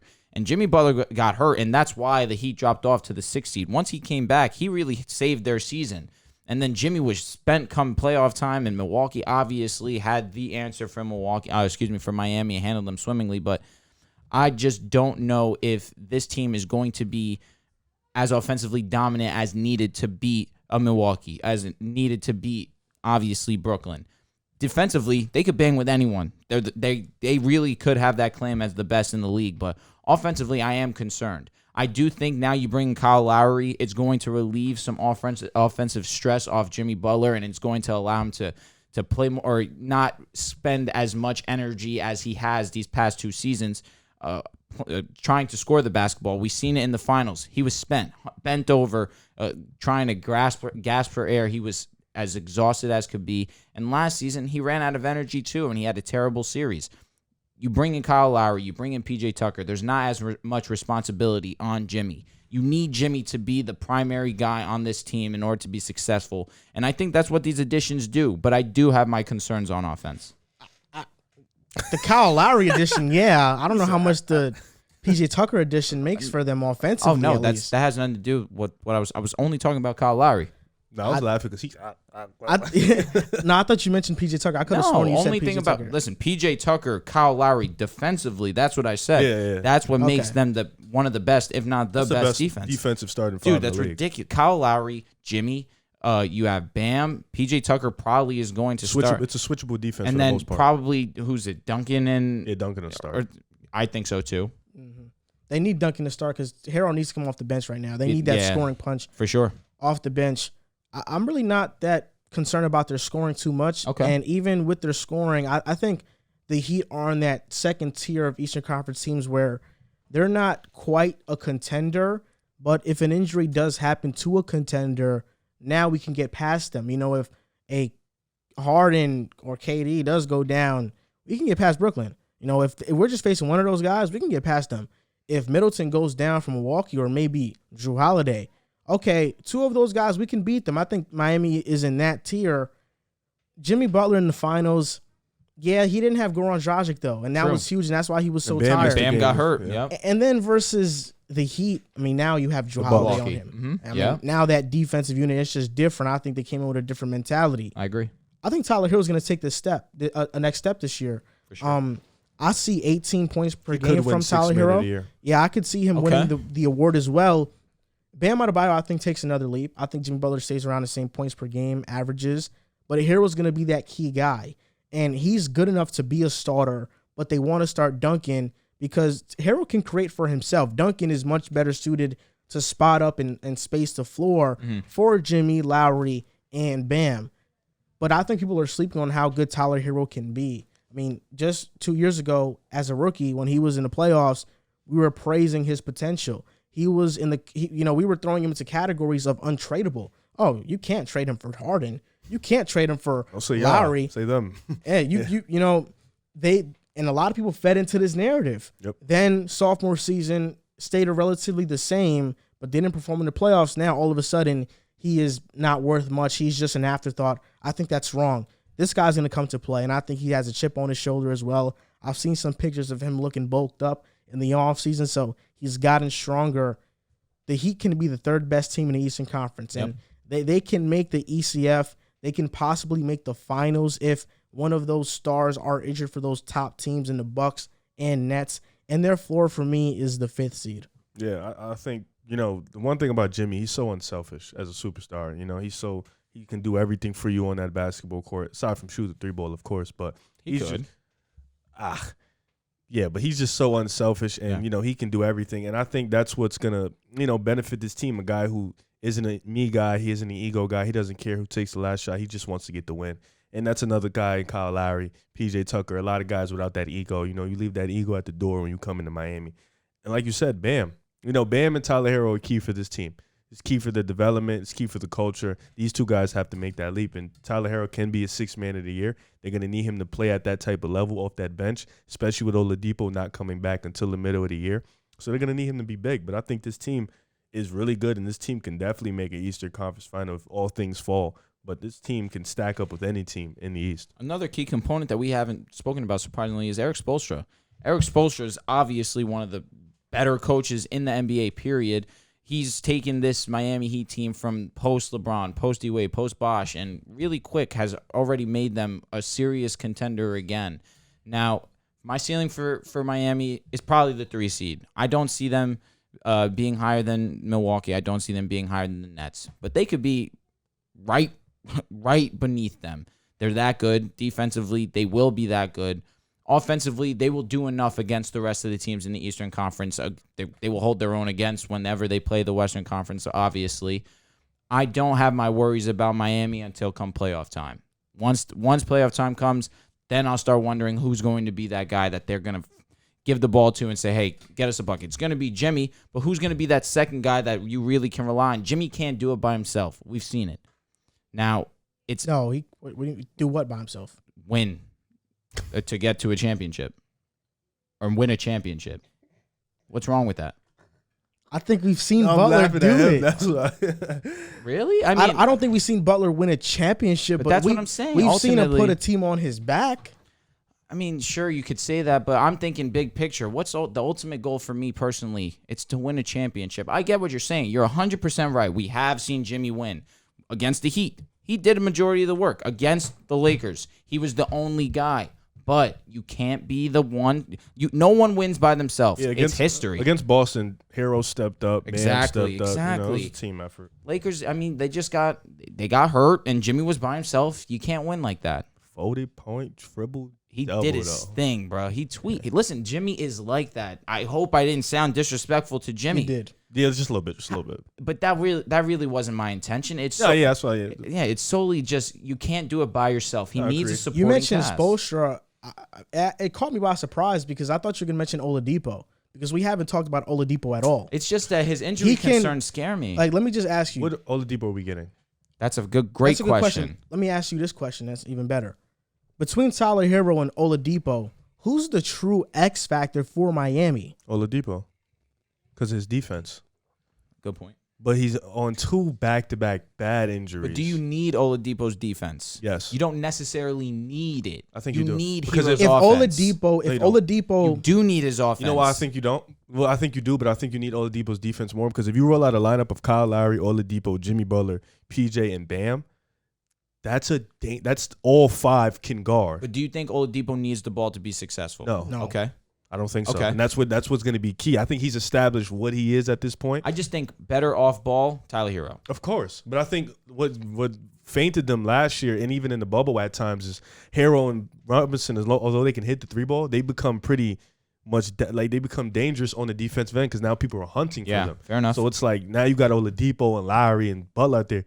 They have enough offense where they can stay afloat, but you can't hunt for any of them. Not only that, but if Oladipo comes back and is a relatively solid or even better player, you could insert him in that starting lineup. And now you have Duncan off the bench. I think Lowry, Oladipo, Butler, Tucker, and Bam is the best 1 through 5 defensive lineup in the NBA. Yep. And Oladipo can create for himself too. So now you have 4 people in a lineup who can create. And with Tucker on the court offensively, you need more guys to be able to do that and create effectively. I just don't know if I can trust Oladipo coming back and being that effective type player. You absolutely right. I agree. But this is also like an X factor. True. Like, okay, like if Miami wants to be the best team possible, you need Oladipo. Who needs to be that factor to really get them there? I think it's probably Oladipo. That's fair between enough. him and That's Hero. fair enough. The Boston Celtics last year were 36-36. They finished with the 7th seed. They were a play-in team, but this was a team that was struck by injuries, the COVID bug. We know Jaylen Brown right now is out with quarantine. He has COVID, yeah. He's quarantined. He has COVID. So this possibly could affect them because I think I read somewhere that the Celtics, they're not fully vaccinated, so this could linger on throughout the season. But let's assume it doesn't. They got Kanter, Schroeder, Al Horford, Josh Richardson, and Juancho Hernan-Gomez, but they lost Kemba, Tristan Thompson, Fournier, Ojale for whatever that's worth, and Carson Edwards. But they did lose Taco Fall. Now, that's a big move, right? Losing Taco Fall. Where do you see the Boston Celtics being this year? If they're fully healthy, let's say Tatum and Brown are playing the entire year, how good can they be? This is it's crazy because Boston is a dangerous team when they play at their best. But they're also one of those teams that can play under, they don't play to the best of their abilities. Injuries did plague them last year. COVID really hit this team hard. They built up depth. They lost Kemba Walker, but they brought in Dennis Schroeder. They have Marcus Smart, Josh Richardson. Peyton Pritchard's still a really good player. Aaron Nesmith, Romeo Langford, they got some burn in the playoffs, and you saw they played good when they played, So this is a team that's going to be led heavily by JB and JT, and both of them are capable of doing it. I like the team, and I like the starting 5. Al Horford, he's old at this point, but I think Robert Williams has established that starting 5 spot as being that defensive anchor. He's a strong defensive player that can catch lobs. He can defend. He can defend the pick and roll, which is something you need in this game. My biggest thing is that bench. We know the starters: Smart, JB, JT, Robert Williams. But they're probably going to start Josh Richardson, so we know the starters. Al Horford, you don't think will start? I think Robert Williams should start at this point in his career. I think he's established that starting 5 spot. But even off the bench, you got Pritchard, you got Dennis Schroeder, young guys. You got Aaron Nesmith, Al Horford. It's like not young, but he's a guy. Yeah, like young guys in terms of in the NBA. So it's like it's going to be tough. But I think this team has developed that. Brad Stevens moving up, Ime Udoka being the head coach. I think he's going to bring a different vibe, a different energy to this team. Brad Stevens, I think he's more better suited for the spot he's in right now. But I like this team. I think this team, the ceiling is about a 4th or a 5th seed. I think with JB and JT, you can never count them out. But if one guy goes down, I feel like that's a big blow. And we saw it last year, they dropped all the way into the play-in and they had to fight to get in. Mm-hmm. I think their floor obviously is a play-in team. This team is a team that gets hurt. This team is a team that's been dealing with COVID. And Dennis Schroeder, coming off of, not a great playoff series, okay, but, not that good playoff series. What is he going to be in his new role? Marcus Smart being the point guard. How is he going to be in his new role, being the number 1 guy, the lead playmaker? That's going to be tough. But nonetheless, I still think this team is talented enough to be at the ceiling. They are 4th or 5th in their floor playing. Off rip, Tatum and JB, it's one of the better duos in our league. With those two alone, they could be a top seed in the East for sure. Not a top 2. They could be a 3 in my opinion. I just think with Jason Tatum solidifying himself as on the cusp of being a top 10 player. People talk about Jason Tatum as being around that 9, 10, 11 list range of best players in the league. It's not far-fetched. Look at his offensive game. He has every trick up his sleeve. His post game is amazing. His shot is amazing. His shot off the dribble is amazing. Tatum can do it all offensively. He has that type of bag. Now you look at Jaylen Brown, Jaylen Brown has a good bag too. He's one of the more underappreciated players. One thing that stuck out to me when you guys made that Bradley Beal, Izzy top 20, you guys said JB and people had a stroke about it. go watch JB play. JB defensively is as I don't want to say underrated because people know Jaylen Brown's defense is amazing. And Celtics fans, we'll just ask them in the comments right now. Put down your opinion in the comments. If you're a Celtics fan, would you trade Jaylen Brown for Bradley Beal? I guarantee oh my God, 90% would say no. Yeah, straight up too. No, not extra, straight up. It just doesn't make any sense to do that, especially the fact that JB and JT have been coming up together. They've had already some postseason success. Why would you try and break that up? I don't see that happening. But regardless of that, I do have concerns with the depth. Like you mentioned, you get to the bench. Sure, Payton Pritchard I do believe he'll have an impact this season, but who really knows the true impact of it until you see him play? I mean, last season was his rookie year. He really didn't do all too much. He was good. Agreed. He definitely had his moments, but it wasn't anything significant where you could think, all right, this guy's up next. We really got a chance with this guy. I think in Summer League he showed a little bit of that for sure, and I'm not sold on it until I see it. Al Horford, I think that was a really good pickup for them. Last year, they desperately needed a big, and that's why I say when you say Robert Williams is going to start at the 5, he has earned that. But at the same time, I think he's just undersized to play the 5 consistently. I think they realized that last season, and that's why they went out and got Al Horford back. I think Al Horford is going to play for be in the starting lineup. I just would not be surprised if you're right. Robert does play the 5, come offense, but defense. You need that size down low. Horford is 2 inches taller. I think offensively, you take Horford though. Yeah. No, I think it's the opposite. I think defensively, at the 5, Williams. Yeah. I think defensively, you take more Williams. spacing right now. But that's why Al Horford offers more spacing On offense. That's why I say you play him at the 4. Defense, you got to he's old. I just don't think you can play a 2 big man lineup in today's NBA and be Not effective. with those 2. And that's fair. That's fair. But the thing is, they were getting killed down low. That's the only reason why I automatically go to that. But I can understand why you'd have Al Horford come off the bench. He will give you solid minutes off the bench. And same thing with Enes Kanter. I think they're going to get killed down low, whether it's Williams, Horford, and we all know what Kanter is. I hate Grant Williams. And Grant Williams is more of a PJ Tucker mold player. He's not going to guard your 5s. He'll do an okay job, but he won't do much. The Celtics, their bench is fine to me. Pritchard, to me, showed me that he can be a solid backup point guard for years to come and maybe even blossom into a starter role. Not a high-end starter. Smart. But he just plays the game, and I think got a good shot. He's a complimentary player. He can play for sure with stars and, just be a contributor.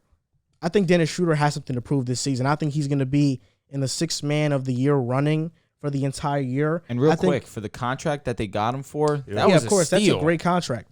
I think Schroeder is going to prove himself to get a contract that he wants to sign this upcoming offseason. But also Horford. Great signing, whether he starts or he comes off the bench. I think just getting him in the building was an awesome move. If one of these guys goes down, now you have Enes Kanter, who we know when he plays enough minutes, he's a double-double machine. It's really about Aaron Nesmith off the bench. And even him developing into a better player to be that starter, I don't think the Celtics are feeling all so confident in Josh Richardson being your starter. And, he's limited as a floor spacer. He's good in isolation. He's an okay defender. But really, ever since he's left Miami, he's dropped off every single season. In Miami, we viewed him as, wow, this could be a guy, potential-wise. Now we don't view him in that same light. I think Aaron Nesmith has to develop for him to take that starting job because he's a guy who in college shot above 40% from 3. A guy like that next to Tatum and Brown, I think that fits their game much more better than Josh Richardson. My real question is, can they stay healthy? Can JB stay healthy? Can Horford, being older, Richardson dealt with the injury bug? Second concern, how good will Marcus Smart be at the 1? Is he going to make that transition that's up in the air right now? And how much better will their bench be? I think it'll be better, but how much better? Is it enough to make up for the discrepancy that they lacked last season? Yep. And also, is size still going to be an issue? Robert Williams, 6'8", Horford, 6'10", maybe generous, probably around 6'9", and has no vertical. Is size going to be their issue in their downfall? Because I think teams with centers that are at least all-star caliber look at the Boston Celtics and say, this is a 20 and 15 night for you. Yeah. Now, I look at the Celtics floor, and I'm not seeing them anything lower than the 8 seed. I mean, sure, the injuries hit them. That's why I have them going into that category. But they showed that they still will be dominant, win that playing game, and still roll right into the playoffs. So I have no doubts that they're going to make the playoffs. The play-in at the minimum. I do believe that Jason Tatum and Jaylen Brown will do more than enough to not even have to worry about that. I think that Jason Tatum is going to prove to everyone that he is that guy. He is that type of offensive powerhouse that he has already shown to be. I just want to see it on the defensive side. We know that Jaylen Brown's he's going to bring it every night defensively. Jason Tatum's a solid defender, but I want to see him really take pride in playing defense. Because Marcus Smart, that's basically all he does. Obviously, he does other things in terms of facilitating. He has a decent shot. But really, his primary focus is defense. If they could hone in on defense, then maybe they really can make some noise and make a run in the Eastern Conference. Yeah, I agree. And on to the next team, the Washington Wizards. This is a team that was the 8th seed with the duo of Bradley Beal and Russell Westbrook. They made a lot of moves. They definitely shifted the roster from last year, a lot of new additions and subtractions. But this to me is like they are the Houston Texans of the NBA. They went out in free agency and they got a bunch of players that don't really move the needle, but I guess are okay additions that make them slightly better. Corey Kispert in the draft, Isaiah Todd, Kyle Kuzma, Montrezl Harrell, KCP, Dinwiddie, Aaron Holiday. For me, the Wizards, it's really on, do you think this abundance of role players ultimately makes you better as a team rather than having a star in Westbrook? Do you think the additions of Dinwiddie and Kispert and Kuzma and Harrell are much better suited to take you farther than with Westbrook? And Hachimura right now isn't with the team. I guess with Washington, my biggest question mark is, are they going to be a good team or not? You know, I can see them being a play-in team, but I can also see them falling off. This is going to answer the question of how good is Bradley Beal. I think this is going to really test Bradley Beal. This is going to be the moment we find out, is Bradley Beal that guy you can build around? Perfect situation, perfect opportunity. You want to stay? Fine. Let's see how good you really are. This team, you're looking at this team. Montrezl Harrell, good player. Corey Kispert, good draft. KCP, we know what he is, solid player. Aaron Holiday, he's all right. Rui, good player, young player. He's getting better. Denny Advia, we have yet to see much from him. Still young player. But I think with them drafting Kispert, puts him in a hole. Mm-hmm. Daniel Gafford, good player when they give him some good minutes. Kyle Kuzma has something to prove. Thomas Bryant, good player, got hurt. Spencer Dinwiddie has something to prove. Good player, though. Davis Bertans, good player. We know what he is. So this is a team that can run 9-10 deep. They have one star player, Bradley Beal. He's going to be the leader of the core. Spencer Dinwiddie, he's going to be the point guard. He's not really much of a creator. He's kind of a ball hog in a sense. This is the team with a lot of players with something to prove. And that can only uplift you or it can only bring you down. This is, for me, their ceiling is a play-in. This is a play-in team. This is a team that can get into the play-in and can sneak a win or two and then get into the playoffs and then get swept. Their floor is the lottery. I think this team, this is really going to dictate what we think of Bradley Beal. I know we've been on the show. We're not saying Bradley Beal is an all-star. We just don't think he's one of the 20 or the 25 best players in the NBA. 25 for sure. Yeah, 25. I think, Not 20. we did say 25, but 20 was, we're stretching it. So this is really going to decide what he is as a player, And I think this is really going to dictate how he is, who he is, and if this was really a smart decision staying in Washington. But nonetheless, they have good players. But their ceiling is a play-in because I don't think they have any players that really thread the needle. We've seen a lot of these players last year. Montrez was unplayable in back-to-back, not just one, back-to-back playoff runs with the Clippers and then with the Lakers. And then Kyle Kuzma has just fallen off a cliff ever since his rookie year. Granted, injuries have messed him up, but then we don't know his role, and then he just hasn't been good. So it's going to be tough, but they do have players. Rui was good. KCP is a 3-and-D player. You know what I'm saying? So Thomas Bryant was good when he was playing. But their ceiling is a play-in, and their floor is a lottery to me. I'm going to agree that their ceiling would be a play-in team. Do I believe that they'll be a play-in team? Personally, no. I'm not in love with the moves that they made. You trade Russell, you get KCP, you get Kyle Kuzma, you get Montrezl Harrell. KCP, I'll miss him every single day. That was a solid piece for us. Good defender, decent shot on him as well. He's a solid ball player. Montrezl Harrell, he could go. I'm not thinking twice about it. Kuzma's the interesting one to me because Kuzma, when he first was on the Lakers, that first rookie season, even his second season, he showed a lot of promise. But then once he had stars on his team and he was asked to be more off-ball type of scorer, it became difficult for him to grasp that role and really be consistent with playing at a high level. Now, he comes here to Washington, which you're looking at it, he's most likely at best the third option. You have, obviously, Beal. Dinwiddie's going to get the ball. You didn't. Might be like the fourth, fifth. Exactly. I'm saying, no, exactly 100%. Dinwiddie's going to have more touches than him. Then Rui Hachimura is going to probably get more touches than him. It's not as if he's going to a situation where, okay, Kuz, you're going to be our guy. We're going to give you the ball. And we're going to ask you to go and try and get us 20 to 23 a night. It's not going to be like that. It's a pretty similar situation to what's going on in LA. So I'm not all in on this move either. Now, the reason why I'm also down on them is, let's say, like I mentioned, their ceiling I do believe is a play-in team because you're right, they're deep. They're a deep enough team where they could probably they have a chance at making the play-in. But let's say they lose a bunch of games early. Let's say they're 3-11, 3-14, something like that. Do you think it's time to move on from Bradley Beal and ensure that you're actually getting compensation for Bradley Beal? If I'm Bradley Beal and my team's 3-14 already, I'm gonna play hard, obviously, because I'm Bradley Beal and I know I could probably average 26 to 28 points per game, but 30. Exactly, yeah, for real. He's like that offensively, but his heart's not in it. He's already not that a defensive minded player. The biggest hole for them last season was defense. They brought in KCP as a good defender. Sure, Montrezl Harrell's a solid defender. Other than that, there was nothing really that any moves they made that moved the needle for them. If they lose games early on, they need to look and think, all right, Bradley, either we're going to ship you and we're going to actually get something, or we're going to let you walk. We're going to get absolutely nothing for you, and our franchise is going to be in an even worse position than it already is. So their floor for me is a bottom 3 team. It's a possibility that if they lose enough games and Bradley Beal's out of there, they're done for this season. And you're right, they could possibly be a lottery team. Wow. Bradley Beal's good enough to not be a bottom 3 team. Lottery, I can maybe see, like, if they're like the 14th best chances. I'm with you. With Beal, no way they're a bottom 3, but the Wizards, I'd actually be feeling pretty optimistic if I was a Wizards fan about this team.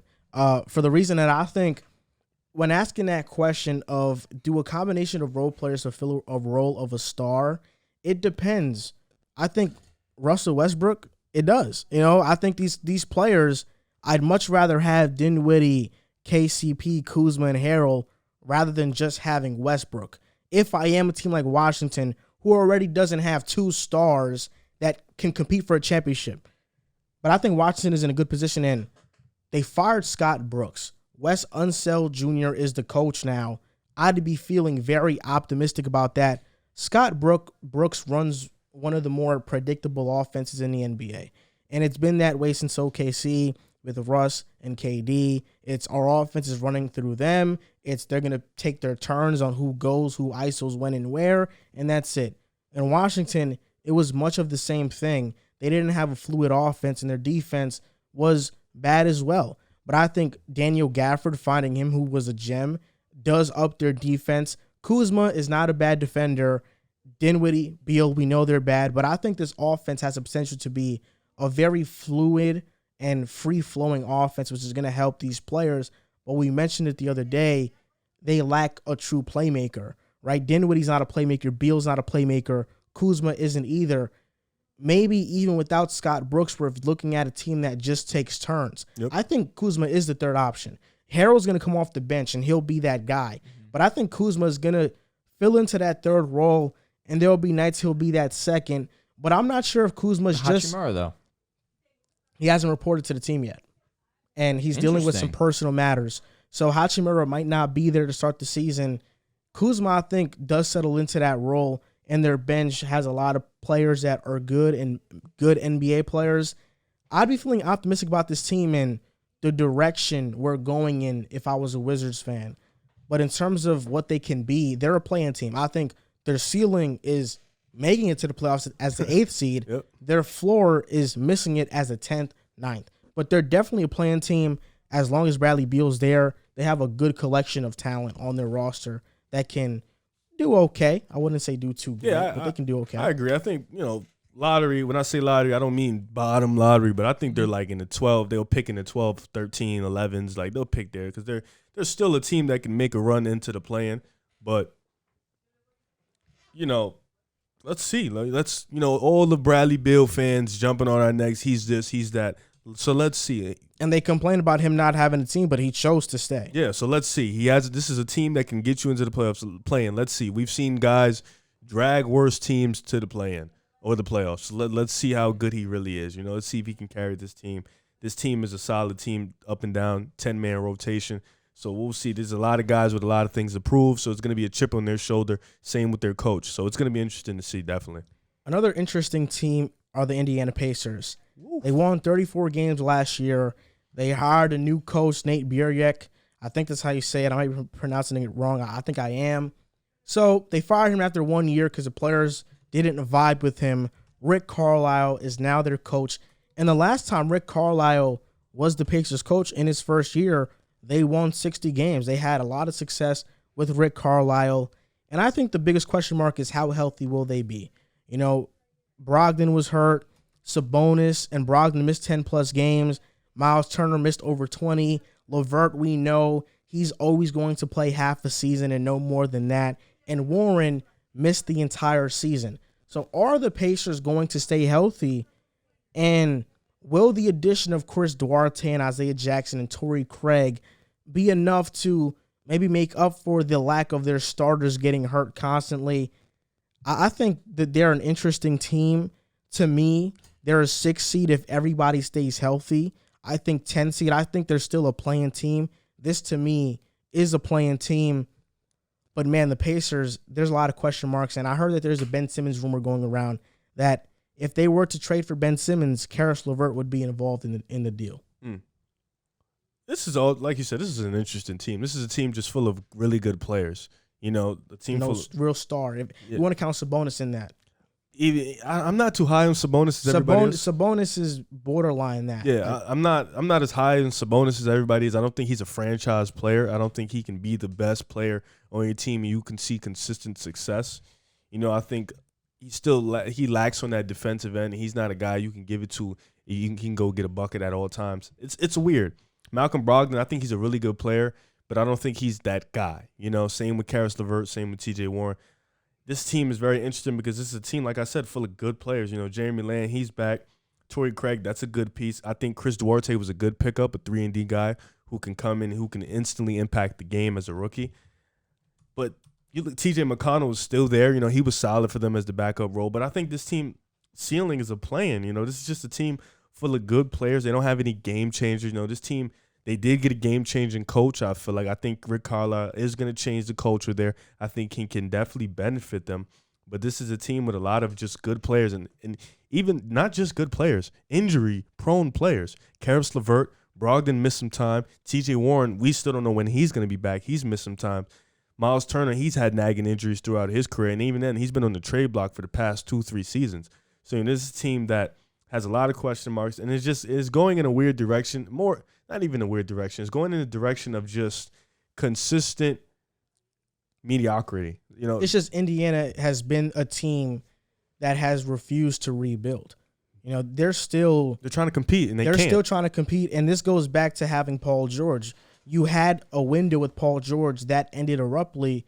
You get Oladipo and Sabonis back. Oladipo turns into an all-star. Sabonis improves. Now you're in this stage where, okay, we have 5 players that are very good in our starting lineup. We have an okay bench, but we know we're probably not going to be a contender. We know we might not get out of the first round. They're basically what the Atlanta Hawks were in the 2010s, late 2000s, where they're stuck in mediocrity. Do they go all in on the tank, or do they just remain competitive? That's the question they have to answer. But, my ceiling for them is a play-in. I think this is another play-in team for them. I can see a lottery as their floor. I think the lottery is the best bet for them. Start rebuilding. Start looking at these guys in the draft and start building something because you're not going to get anything free agency. You're just not a good destination. Even, like you said, Paul George, he stated in the All the Smoke interview that he had an opportunity to get a star big man, like a legit star big man to come play with him. And Indiana said they couldn't do it. They didn't bother to make the deal. And there was just a lot of that. So it's like, trust the rebuild process. You're one of those teams where if you trust the rebuild, maybe, like Toronto did or like a Charlotte is doing, you're one of those teams that need to trust the rebuild because you're not a free agent destination. And I think they're just stuck in stubbornness at the moment. I'm pretty high on the Pacers, actually. I like the Pacers roster, particularly their starting five. Brogdon, LeVert, Bubba Warren, Sabonis, Miles Turner. What did you call him? Bubba Warren. Because that's really where he blossomed, truthfully. Now, he had some good moments on the Suns also, but obviously he became, for real. That being said, these are scorers that could score in dynamic ways. And you pair this up with a new head coach in Rick Carlisle, who is known to run different types of offensive schemes, and he's bringing in a new philosophy. Thank you. A new philosophy that the Pacers really haven't had offensively, that he's only kept basically secret with the Mavericks almost his entire career. I do believe that this offense is going to be one of the better offenses as long as they can stay healthy. For me personally, if they're all healthy rest of the whole season, their ceiling for me is around that 5-6 seed. I do believe in the Pacers, for sure. I mean, Malcolm Brogdon is a solid point guard. He is a good bucket getter. Karis LeVert, we saw last season what he can do when he has the ball in his hands. Well, if he's healthy, no doubt. Yeah, no, he is nice. Bubba Warren, another guy. When he's healthy, he is a solid ball scorer. Sabonis, one of the more complete all-around players. His defense does lack, but then you have Miles Turner who makes up for that, one of the better shot blockers in the league. But you mentioned it. For some reason, they have him on the trade block. I guess it's because they realize his contract's coming up soon and they don't want to pay him. But I think with this five, Miles Turner and Sabonis allow there to be a great amount of spacing on the court. Both of them are decent shooters. Miles Turner can shoot the three. Sabonis can shoot the mid-range, kind of extend out a little bit. But then you have Warren, LeVert, and Brogdon, who all can shoot the ball, can obviously take the ball to the rack. This is going to be an offense that, again, like we were talking about before, they run this horn formation where you have Miles Turner and you have Sabonis. Ironically enough, Sabonis can facilitate the offense as well. You have Sabonis who can facilitate, Brogdon who can facilitate. Karras is probably going to have the ball in his hands a bunch.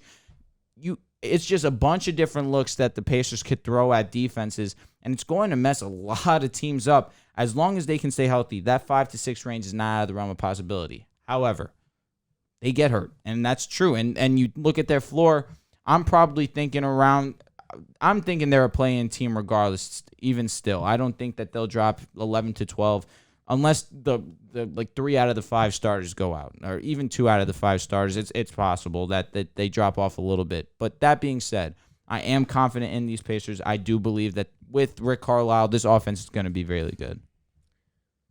I actually think Miles Turner might have a breakout year. Rick Carlisle gushed about him when he was with the Mavericks. He called him the future of the 5 position. And I think that's a fair assessment. I think you look at Turner, a guy who can defend at a high level, but also shoot the 3-ball efficiently. Very. He is the future of the 5 position, but he's just not a dominant 5. Rick Carlisle has also said that he's going to stagger Sabonis and Turner's minutes. So that's great. I think that's good news because you give Turner a chance to really play more freely than if he was with Sabonis, because I think Sabonis does limit Turner's game, because right now in the NBA, it's just so hard to have 2 big men in your starting lineup without one of them not feeling left out of the offense. Turner, I think the reason why he hasn't been traded is because all these trades for Miles Turner are bad trades. Sure. He's an undervalued player. He's an undervalued asset. He's a guy who, when he's on the court, he takes Indiana's defense from one of the worst to one of the better ones. He's a huge piece, and I don't think Indiana wants to trade him for a guy like Buddy Hield or whatever else the team wants to offer. I think they understand his value, so they have kept him throughout all these years. The X factor for me this season, though, is Karis LeVert's health. If Karis LeVert can stay healthy for the full year, he can be a borderline all-star. And depending on where Indiana is in the seeding, can be an all-star. He's that good of a player. He does turn over the ball a lot. He's very careless with the ball, but he's an excellent player and an excellent scorer. But he's never had the burden of putting a franchise on his back. But I think Indiana is the perfect place not to do that. Expectations aren't high. You have multiple good players around you. This team is talented, but what's their ceiling realistically? I don't think anybody's taking the Indiana Pacers seriously. So if you're a Pacers fan, you can enjoy watching great basketball at the expense of what you could be in the future, or you could just go all in on the tank now. And who knows, maybe Carlisle staggering Turner and Sabonis' minutes is a way for him to say, okay, which one do I really want to trade? You know, because that's been an ongoing argument. Which one do I really want to trade? Turner, who can be an anchor for me defensively, or Sabonis, who maybe I can trade for a guy who is not as good as him, but fits my team better. And now we have a kind of different dynamic to our offense and overall team. It's tough, you know, because Karis LeVert his history has shown us that he plays well. So let me just ask you, if they get because this leads right into Karis LeVert. Mm-hmm. He would be in the deal if it was for Ben Simmons. Okay.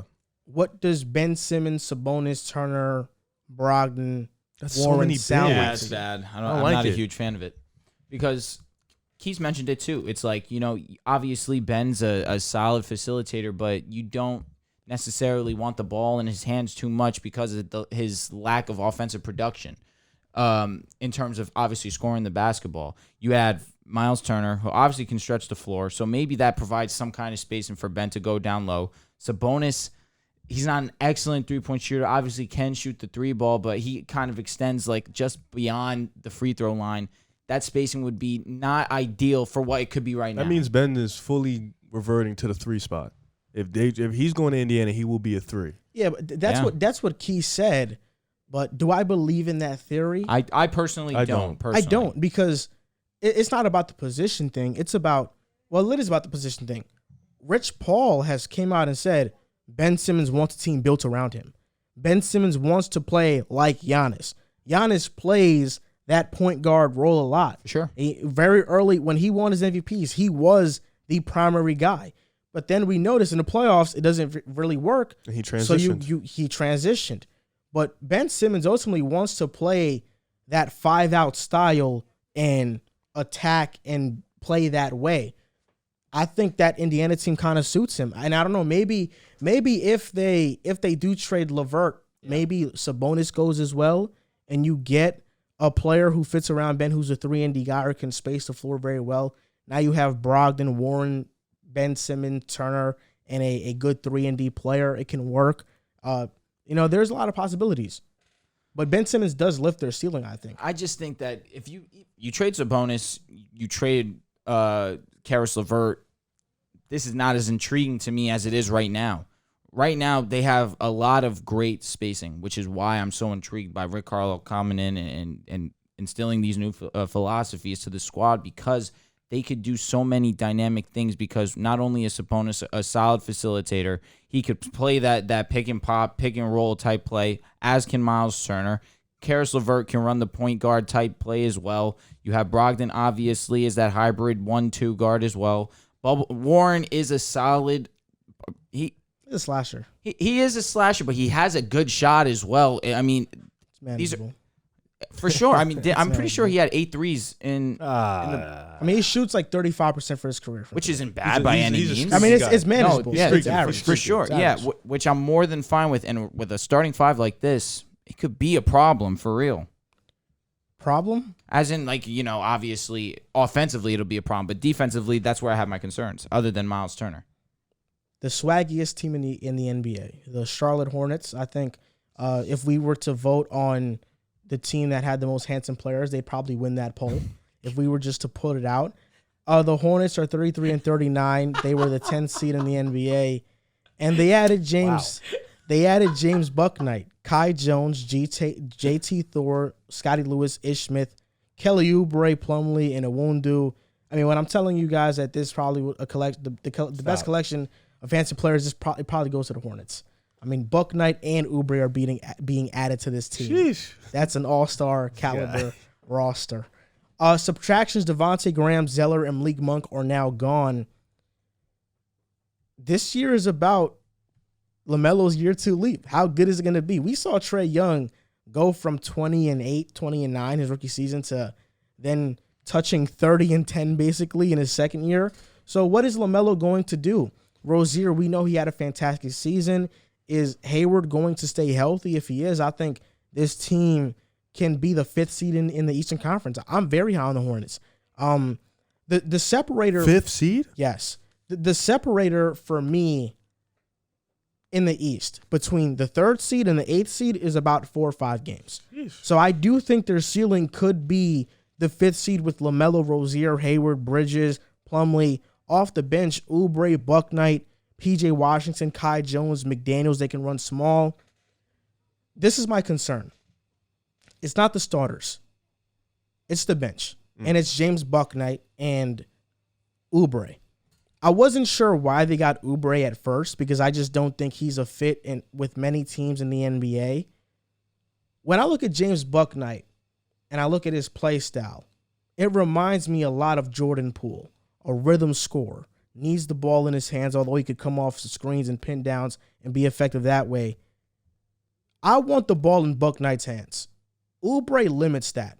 And in Golden State, Oubre limited that with Jordan Poole. Jordan Poole's stats with Oubre, he averaged 10 points, shot 40% from the field, and 35% from 3 in 17.7 minutes, so in 18 minutes.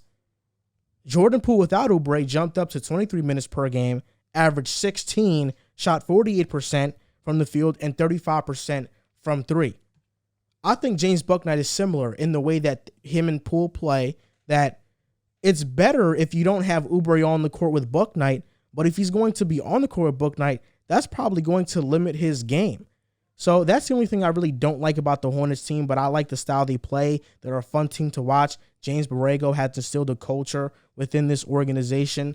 LaMelo brings a bunch of eyeballs to the team. He's a celebrity in himself, a gigantic one at that. But I really like the Hornets, but the two problems is the Bucknight-Oubre dynamic and size at the center position. This is even worse than the Celtics. The Celtics have a bad center rotation group, or at least it's an average one with Williams and Horford. The Hornets have none. I mean, it's Plumlee, who's a little bit better than Zeller. And then who else? Kai Jones you're relying on so early. I don't really see it. This is a team that opposing centers, like I said before, they look at the Hornets and say, Vucevic, you're going off for 30. This is a game we're going to play through you. You're going to get 30 and 16. The Hornets, I like them, though. They made a lot of additions, and this is also about internal development. They have a lot of players with a lot of potential. I like Charlotte. I think they're a young, fantastic team. I think they're exciting to watch. One of the most exciting teams in the league. They had an A draft. They had picked up amazing players, and I think the guys that they got last year and the year before, in Terry Rozier and Gordon Hayward, people were sleeping on them. People were calling them overpays, and I think both of them guys showed out and showed that they weren't overpays. Although they didn't make the playoffs, I think they're both good additions to LaMelo Ball. Those are guys who can play with them. Miles Bridges has shown that he can also play with LaMelo. They have a great duo, great connection. It's tough, though. Like you said, the East is deep. The East has a lot of great teams, and their ceiling for me is an 8th seed. I think this team is still a bit young. They're going to have to rely a lot on their youth to really put in pain this year. LaMelo Ball, we're expecting year 2 jump. Miles Bridges, we're expecting him to take a jump. PJ Washington, what is he going to do with all the scrutiny that's happened to him and how much emotion that's been into? How is he going to play this year? His it could baby affect moms. Yeah, it could affect him this year. That could hurt and haunt him all year. Terry Rozier, this summer he built that continuity with the team. They worked out together before training camp, so I love that. But like you said, Kelly Oubre, I watched Golden State. He's a very weird player in the sense that sometimes he diminishes other guys and diminishes the team in whole. It's hard to play him if he's not on fire. He's a guy who demands a lot of the ball, but also sometimes he doesn't benefit from it. He breaks the rhythm of an offense. A lot, yeah, thank you. So it's going to be tough. Like you said, Mason Plumlee, he's okay, but I don't think he's a starting big in this league, especially in the East where you need a big. James Bucknight was a great pickup. Kai Jones, he's a good big, but he's still thin, and he needs a year or two of development to really be that starting 5. But I like I said, ceiling, I think this team is talented enough to get an 8th seed. I think this team is talented enough to walk into the play and easily win those games. Floor, they're a high lottery team, just like Washington. I think they'll if they're not in the play-in, they'll be like that 11th, 10th seed, 9th seed. I think they'll fight though, just like they did last year. So I do like this Hornets team. It's just I'm not ready yet to be all in on them to say that they're a 5th seed in the East potentially. I think LaMelo is going to have an excellent season. We saw it early on that obviously his impact on the court automatically leads to wins, and we saw that the Hornets were the best that they've been in a long time. Obviously, Kemba had them in the playoffs, but this is the most excited that Charlotte fans have been about basketball in years. You mentioned Gordon Hayward. Now, Gordon Hayward is interesting to me because he is a solid ball player, and he had pretty similar stats to LaMelo, actually, averaged like four more points. Only thing about that is you don't know what you're going to get with Gordon Hayward in terms of his body. Gordon Hayward is a solid ball player, but ever since he's left Utah, he's always had a bunch of injury concerns. I do really like the draft that they had. James McKnight, you take best available, and your next pick, you take Kai Jones. You needed a center, like you mentioned. Guys are going to target their big men. You get a guy in Kai Jones. You have time to develop these guys.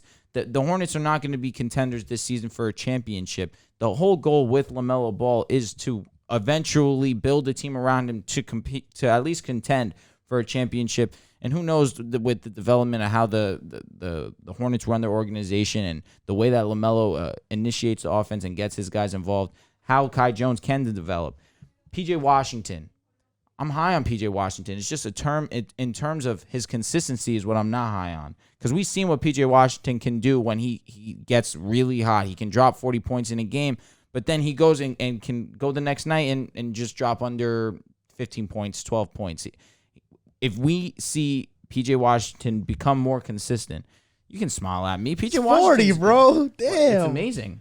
I know, but damn, he was like, we could see him drop 40. Like, I mean, he did drop 40. He did it once. But that's my point. He has that potential of being a solid ball player. It's just Do you trust his size? That's exactly why I like the Kai Jones selection. And Mason Plumlee is whatever, truthfully, but this isn't a team that is going to compete this season for a championship. Yeah, but do you think, like, I understand you believe that the goal for teams is to compete for a championship. Yeah. But that's not where the Hornets are at right now. I agree wholeheartedly. Think that I don't even think the that's organization. Exactly that's my point, King, for sure. It's just that this season right now, of how I look at it. But I think now the step is the playoffs. And I do believe that their ceiling is a potential playoff team for sure. Playoff, like play-in 8-7 Correct. or 6? No, I can't see them at a 5 or 6 seed right now. There's too much going on in the East right now. There's too many teams that have experience and talent that I just feel more confident in than I do the Hornets. Let me ask you this. Okay. Look at Atlanta and the Hornets. Taking Atlanta, not even thinking twice. No, of course. I think so too. But we know what held Atlanta back was Nate McMillan. Was Lloyd Pierce. Yep. Mm-hmm. The Hornets are not held back by a coach. No. James Borrego's a good coach. Yep. Let's just swap LaMelo and Trae Young. Put Trae Young on Charlotte. How highly do you think of this team?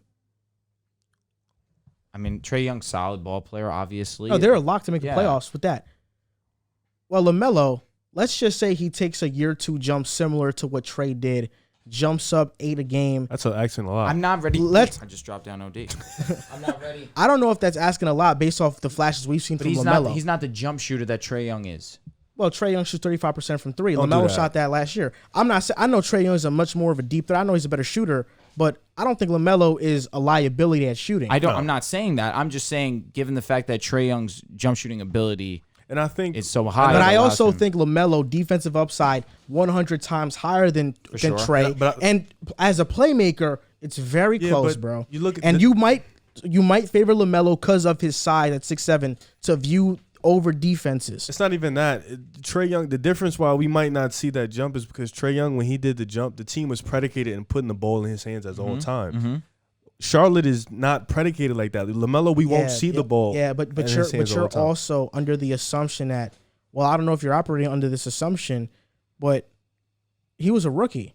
And when he started, he averaged 18, 6, and 6. Oh, no. He was amazing. So if we're under the assumption that he's going to get better from that year, I don't think it's crazy to say a full year as a starter, he can average 22 and 8.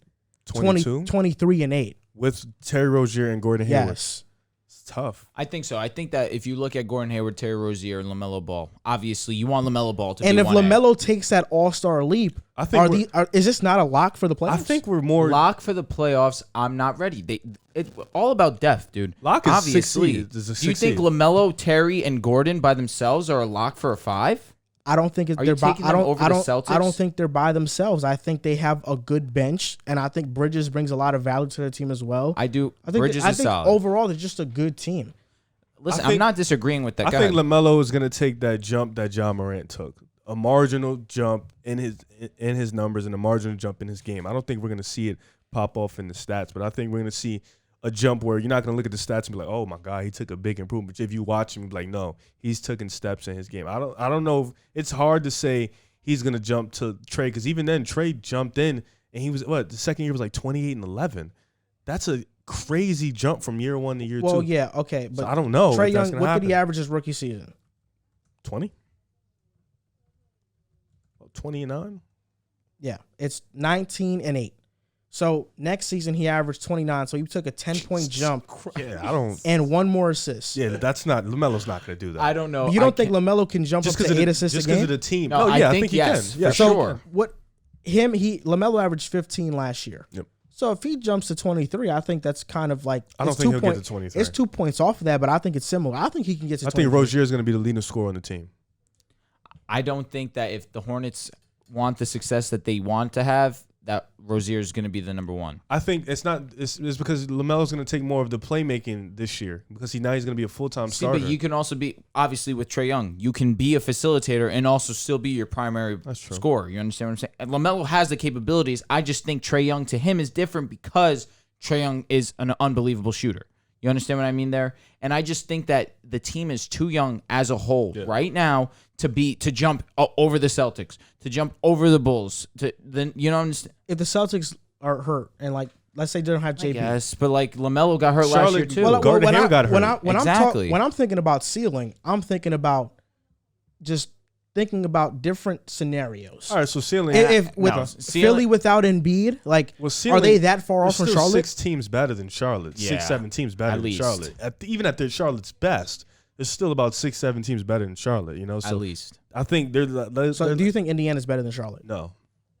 Right now, I don't think going so. into upcoming But season. I think Miami, That's hard. Brooklyn. That's really hard. You got the Bucks, you got the Knicks, you got the Hawks. I think Chicago's better. I think Boston's agree. better. I think agree. those are the 7 teams I better. agree. Yeah, that's true. But I think they're a year or two away. I think their absolute ceiling though is they can get there if that LaMelo thing does happen and you're getting some production. It is LaMelo. LaMelo is capable Off of your taking bench, from a your bench. ridiculous leap. But Yeah. I'm not ready yet. The Chicago Bulls, This is 11 lit. seed last year, 31 and 41. They arguably made the most additions of any team, the most meaningful additions of any team of this past offseason. Lonzo Ball, DeMar DeRozan, Alex Caruso, Tony Bradley, Derrick Jones Jr. drafted Io from Illinois.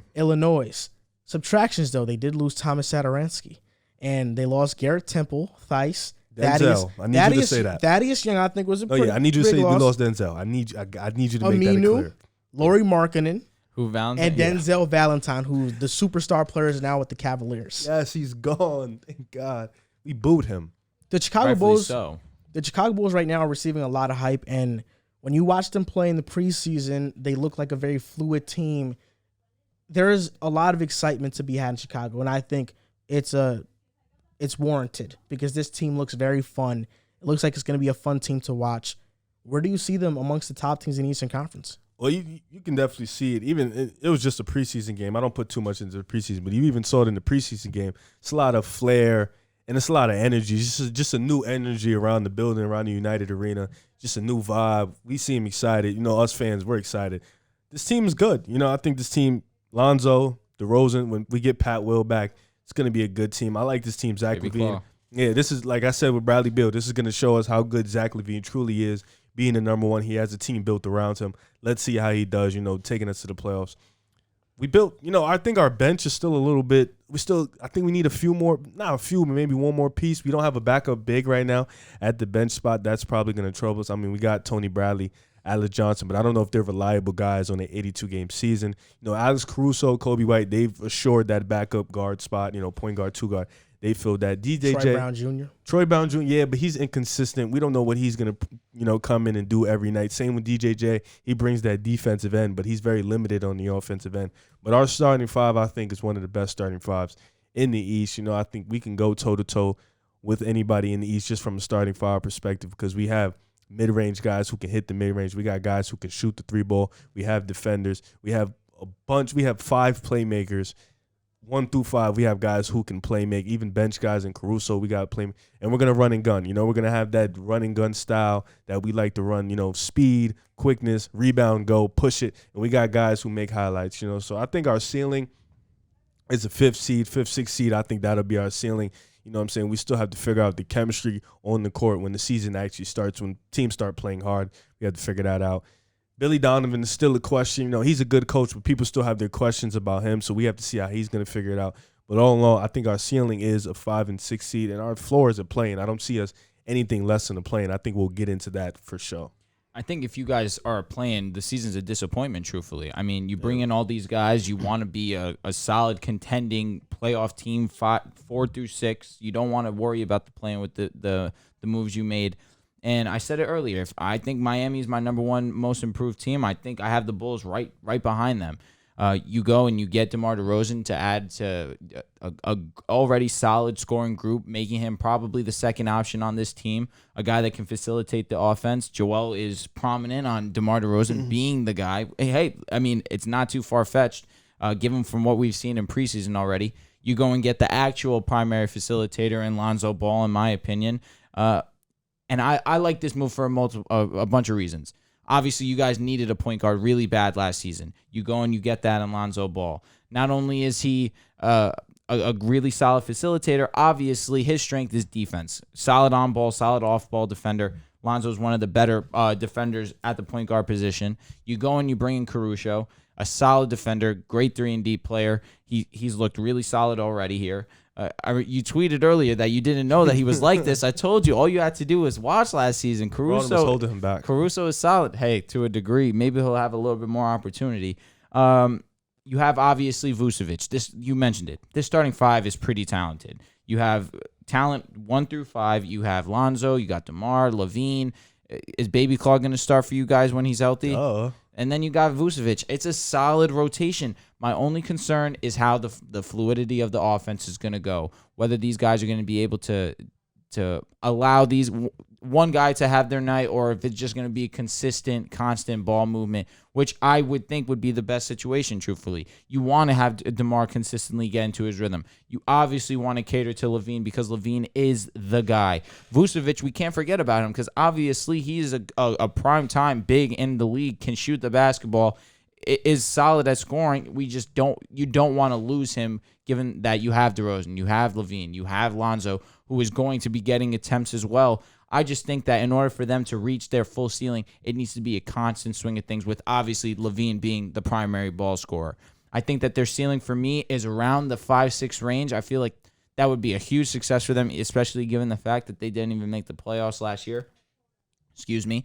And I think their floor is probably a play-in team, but I don't think that if you make the play-in tourney, it's not a success. You brought in DeMar, you brought in Lonzo, you brought in Vucevic, you traded away all these draft picks because you want to see results fast. You understand LaVine's window with you guys is closing fast.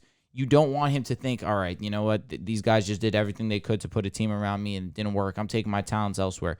You don't want to miss out on this opportunity. The Bulls are showing him right now that they believe in Zach LaVine as their main guy, their franchise piece that they're trying to build around. And I think they did a solid job, and I do believe they'll be successful. If you listen to this podcast, you know that I've kind of been throwing jabs at the Bulls throughout this entire offseason period. Lonzo won't be the point guard. They're probably not that good. They're going all in. But I feel no shame in saying that I was wrong about the Bulls. Not about the Lonzo thing. I don't think he'll be we'll wait and see on the that. Primary facilitator there. But in terms of their offseason and also having young pieces for the future, I think AK did an amazing job at doing that. The Chicago Bulls have the best collection of passers in their starting lineup of any team in the entire NBA. Yes, there are some teams like the Lakers. They have LeBron. He's a better passer than everybody on the Bulls. But collectively, the Bulls have Lonzo, great passer, elite passer, I would say. Levine, DeRozan, good to great passers. And then Nikola Vucevic, who's, if not the second best passing big man in the NBA, he's the third. Lakers, you got LeBron, but then who else? Atlanta, you have Trae Young, then who else? LaMelo, Hornets. Yeah, you're right, Russ. Hornets, it's LaMelo, then who else? The Bulls have all these guys that can pass at such a high level. I'm interested to see in who they start in place of Patrick Williams while he's hurt.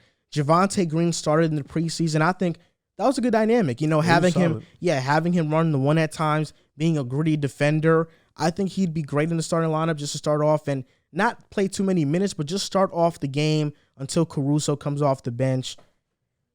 The defensive concerns about the team are overblown. The Bulls, to me, I don't look at their team and roster and say defense scares me. Last year with Levine and Vucevic, they had a top 12 defense in the NBA. Right now, they have better personnel. Billy Donovan instills defense in his teams. This is not going to be a bad defensive team. And with their offense being so fluid, they can play different pockets of the game, from the post, pick and roll, isolation. They can fit into every single type of offensive system, and they can match up with every single team in the NBA, because there's going to be nights where you're facing a Charlotte or Boston. Okay, Vucevic, go off for 30.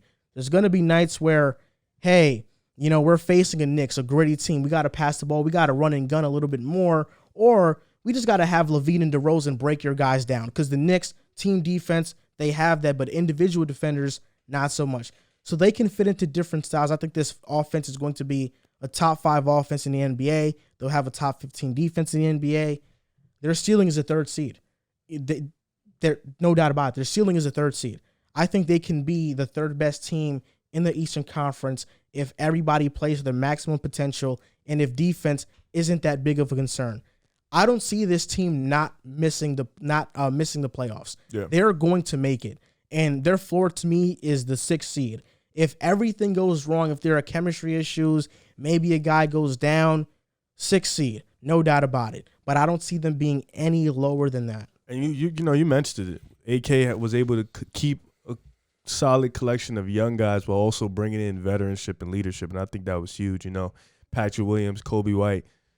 I think those 2 guys are going to be key in our development, but I also think bringing in DeRozan and Vucevic, veteran guys who've been to the playoffs, who know what it's like. DeMar DeRozan's been to the ECF, so he understands. Bringing in guys like that, I think it's big.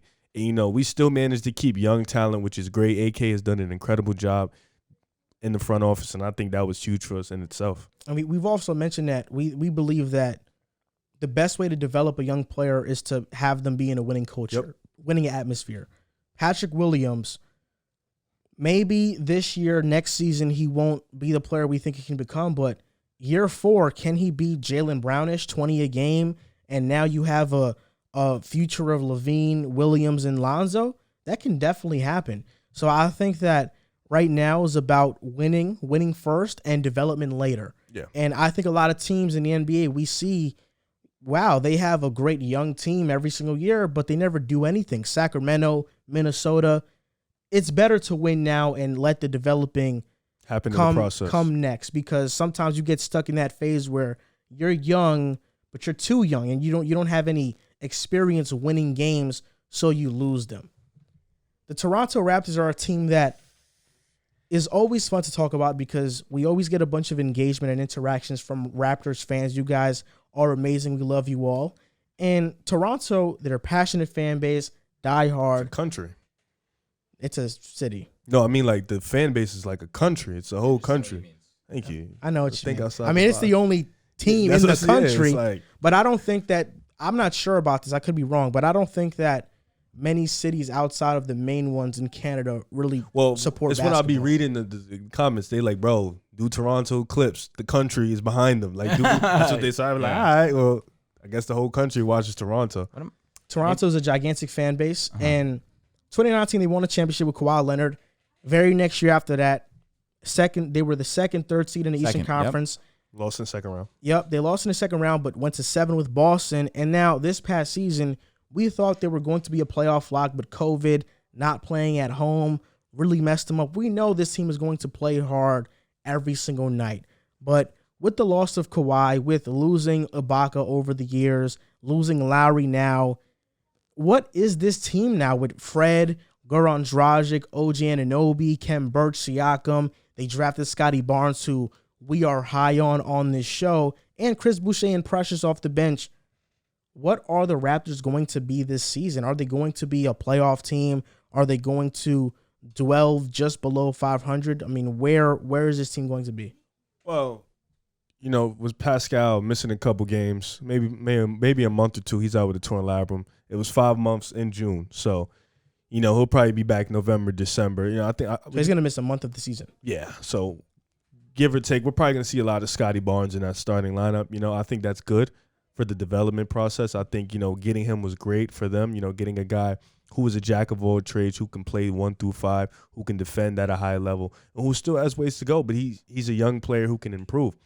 I think this team can be a play-in team, given how they look when Pascal comes back. But this team has Fred VanVleet. This team has a good team. Fred VanVleet, OG Anunoby, Gary Trent Jr. Then you got the only thing that lacks for me is their size and their strength at the center position. But I think they have 7, 8 guys. You still have Dragic, you still have Scotty, you have Gary Trent Jr., Malachi Flynn. He's a solid backup point guard. So you still have players that can really make an impact. Kem Birch, he kind of got a contract because he was playing really good last year for them. He's a good center. Yeah, so this is a team that has a lot of good players. And I think even if they don't make the play-in, that's another lottery pick you bring into an already established culture, to guys who are already locked up for a long term. And a team who has a lot of pieces. They just need one of their stars to pop or one of their rookies to pop. And I think that's huge for them. But ceiling for me would be a play-in team, floor, a lottery. I think this team is still really good. Going back home is definitely going to help them be a little bit better. Playing in Florida was tough for them. They didn't have any home games, so that was a rough set. And then traveling also. I think playing in Toronto, that fan base is back, is going to be live for them. And, of course, they have players that have played with each other for a long time. And I think, they're just expecting guys like OG Anunoby to take that MIP leap. They're expecting for guys like Scotty to show them something in their rookie year. Malachi Flynn to just improve on that next year. Precious Achiuwa, I didn't even mention him, a guy who coming from Miami, who has that Miami culture still in his brain, that defensive mindset. He come in and he make that improvement. But all in all, this is a good team. I like this team. Ceiling, playing, floor, lottery. Now, as much as I like the Scotty Barnes pick, after losing Kyle Lowry, I would have expected them to go Jalen Suggs. You lose your franchise point guard. It would fill the hole immediately. You don't even have to think about it. You draft Jalen Suggs. You bring in that guy.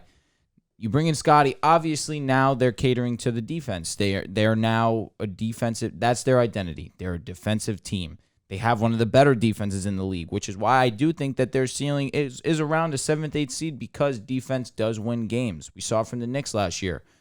It's possible that with this roster, given the skill set of these players and their offensive abilities, they could be around a 7th, 8th seed.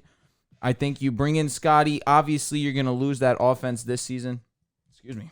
Got my chest is bubbling up. But you bring in Scotty, obviously, you're going to lose that offense. But defensively, his ability to exchange 1 through 5, I'm not too sure about the 5, but I guess given the fact that Pascal is more suited at the 4 and Scotty's ability, I guess you could play Scotty as that small ball 5. But personally, I think he'll be better suited as that point forward. And I think that eventually he'll get to the point where he's facilitating the offense, especially the fact that they don't have a true point guard right now.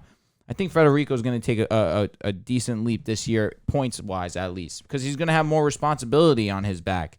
Pascal Siakam has been pretty solid and pretty consistent for them over these past few years, but if I'm being honest, his offensive game kind of worries me to a degree. It's a little bit predictable. It got to a point where Jaylen Brown was taking Pascal one-on-one and was not worried at all, kind of put him on an island and took Siakam out the game. It was his moves were getting basically getting you in the post, he'd spin off, and that was really it. Jaylen Brown was on it. So that's why I do expect guys like Federico to take a leap. I expect OG Anunoby to take more responsibility. Now that Lowry's gone, these guys are going to be asked to do a whole lot more than they were originally asked to do. And I think that Gary Trent, OG, Federico, these guys are all able to do so. But I don't know if they're going to be able to do it at a super high level where they could be that 2 seed that they once were. I don't think anyone's expecting them to be that. But I think ceiling-wise, they could be a play-in team for sure.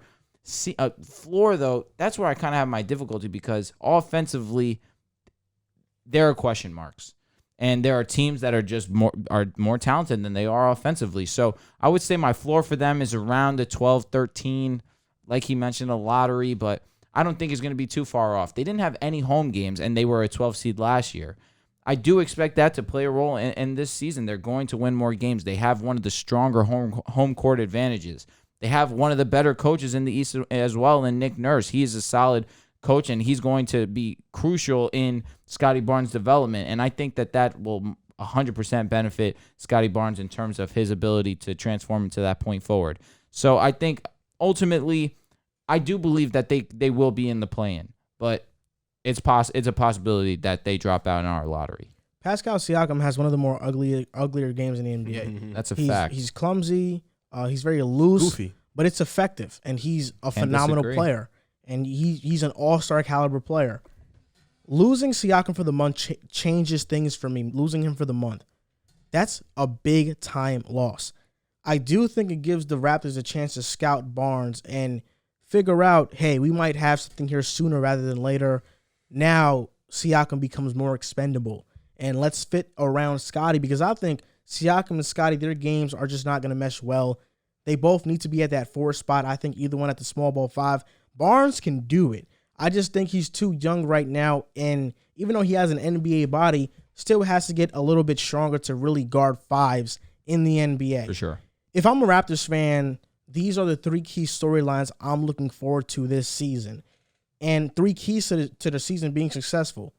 OG Anunoby becoming a better ball handler and a scorer. Right? Off the dribble, needs to be able to create a little bit more. But I think the real big leap for OG's in his playmaking. He's not a good playmaker. And if he can develop that part, if he improve that in the offseason and it shows up in games, I think that's huge for the Raptors. I think now we start talking about OG in a different light. Second, watching how Scotty Barnes develops. If I'm a Raptors fan, I just want to see why Scotty Barnes was worth the 4th overall pick. And I'm going to see it sooner rather than later because Siakam is out for a month. 3, if they aren't confident in their playoff chances a little bit before the deadline, do they move off of Fred and Siakam?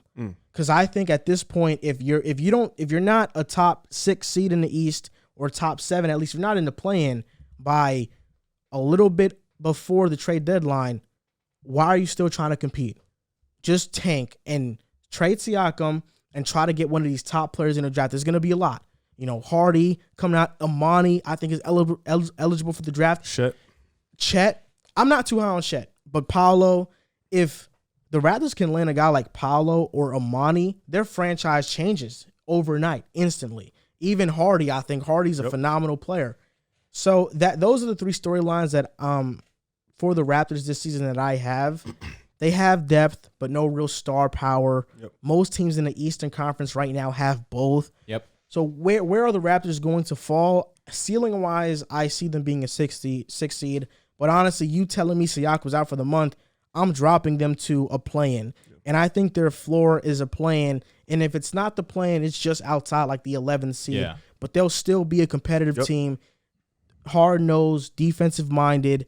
But there's just too many question marks with the Raptors, and the East has gotten tremendously better to the point that we're comparing the East to the Western Conference. That hasn't happened in a very long time. The 13th best team in the Eastern Conference, the Cleveland Cavaliers, 22-50 last year. They added Evan Mobley, Ricky Rubio, Lauri Markkanen. They lost Taurean Prince and Larry Nance, who was one of their better defenders last season. One of the more weird lineups in the NBA. It seems like there's just collecting a bunch of talent and seeing who pops and who doesn't. Where are they going to be in the Eastern Conference next year? Is there a chance they surprise us? What's happening with the Cavs? I'm actually surprisingly high on Cleveland. You know, I like Cleveland's team. You know, I feel like, I'm expecting and I'm hoping, not even hoping, I can feel it. I think Darius Garland and Okoro, I think we're in for year two and year 3 jumps. You know, I think Darius Garland is a really, really solid player that can shoot the 3 ball, stretch the floor. He can create for himself. I think that next game is creating for others. I think Colin Sexton is going to bring you what he's going to bring you, that scoring ability, that 1-2 punch. But I think Okoro, being as if last year he played a lot of the cutting role and playing the backdoor cuts and just being that defensive player for them. I think he's going to unlock a little bit more in his game this year. Jared Allen's going to be Jared, but I think bringing in Evan Mobley was key for them because now it kind of locks up your paint. Like, you got a guy who can stretch the floor defensively. He's a monster, a guy who has soft touch around the rim. I think that's good for them. Their bench, it's a little, it's a little streaky. You got Cedi Osman, Lauri Markkanen, Kevin Love off the bench. It's going to be a struggle. They don't have much wing depth. I mean, Taurean Prince, Kyle Guy. Denzel Valentine, I hope that for their sake they shouldn't play him. I'm telling them they shouldn't play him, but for the most part, they don't have much depth on the wing and at the guard spot, but their bigs are pretty comparable. So I think, they can maybe, if they sneak into the play-in, I wouldn't be surprised. Really? Yeah, I wouldn't be surprised. I think this team is going to be exciting to watch. I think this team has a lot of guys who can make a really big jump. It can definitely improve on their games this year. But I like this team, and I'm definitely going to tune in a lot because I think they have a lot of promise and a lot of potential. But obviously, I think they're probably going to be one of the worst teams in the East, probably a 14th, 13th, 15th seed around that area. But I wouldn't be surprised if they sneak into the play-in. I do have my ceiling for them as around that 10, 11 seed. So obviously the 10 does make the play-in. They have to play 2 games minimum. But I think ultimately what concerns me is not only their youth, but obviously the collection of talent that they have as compared to the rest of the East. Now, I am high on Sexton. Everyone knows that. I'm a fan of Sexton. I think that his offensive game is definitely overlooked to a degree. I do believe that he needs to become more of a facilitator if he wants people to start putting respect on his name, because he just seems selfish to everyone else that's on the outside looking in. I think Garland, he's if not this season, I think next season we'll start to see him truly become a top tier, or I wouldn't say top tier because that's strong. He'll become a solid point guard in the NBA. I think he's already that. I just think that his improvement is bound to come. I think that Okura, I'm not as high on as you. I wouldn't say that I'm expecting a huge improvement this season or next season. I don't think he's that great of a ball player. I think defensively, sure, he is a solid defender, but I don't know what he brings to a team offensively. A good addition that they had was Ricky Rubio for me. I figure Ricky Rubio is obviously a veteran, obviously a guy who is solid at basketball, but what he's going to do is just help the development of these young guys. Colin Sexton, who's not much of a facilitator, can learn a thing or two from Ricky Rubio about how to pass the ball and really get his guys involved. Kevin Love had this huge issue with Colin Sexton because he refused to pass him the ball. Ricky Rubio is going to say, listen, as good as you are offensively, this extra element to your game will just open up so much more for you. They obviously draft Evan Mobley, and this is the part that is not allowing me to have a firm grasp of what they're going to be, because I don't know what Evan Mobley is going to be, truthfully. I know he has the potential. I know he has the height, the physicality, but what is he going to do offensively for them? How is he going to help their offense become one that can potentially lead them to a play-in? People have him compared to Anthony Davis, that type of player where he's firm on defense, really solid defensively, but has an offensive game that he can step back, shoot the jumper, and affect the offense in that way. But I'm not sure what we're gonna get yet. Bigs are really a question mark coming out of the draft. Over the last few years, we've seen a few, but Ayton took some time. You know what I'm saying? And if that's the player comp that he has right now, I'm not ready to say he's Anthony Davis. If you say he's DeAndre Ayton, I'm cool with that, because DeAndre. Oh, that's not play style different though. I think AD is more play stylish. You know what I'm saying? Like, in what terms? They just play similar. Defense. Fair enough. You're saying that Mobley can go and step out and play defense. Well, DeAndre Ayton is more of a role man, and he fits your offense like that. I think Mobley's different. I feel like he could shoot the ball all right. Nah, not really. Mobley is a player that you give the ball to facilitate an offense from the high post, from the elbow. Okay. And he has a great jump shot, a great mid-range jump shot. You know what I'm saying? It's going to take him a few years. I'm not ready to say, like, Anthony Davis came in. I guess rookie season wasn't Anthony Davis. 12-8, 12-6. Exactly. It was year 2. Year 2, he really became the AD that we were ready for year 1. So I don't think that Evan Mobley is going to impact the Cavaliers where he's the reason they're in the play-in. I just think that these guys have been playing together for a few years now, and I think that with the chemistry that they have, and I think that with the player development this season, I think it's possible that they could be a play-in. But ultimately, I think that they just don't have the talent matched up to the rest of the guys in the East. And I think that they're going to be around the bottom 3 of the East, unfortunately. you're high on the Rubio move because it makes Sexton a better facilitator? Both Garland and Sexton, but mostly Sexton, who has the problem with facilitating. Garland already is pretty decent at facilitating an offense. To me,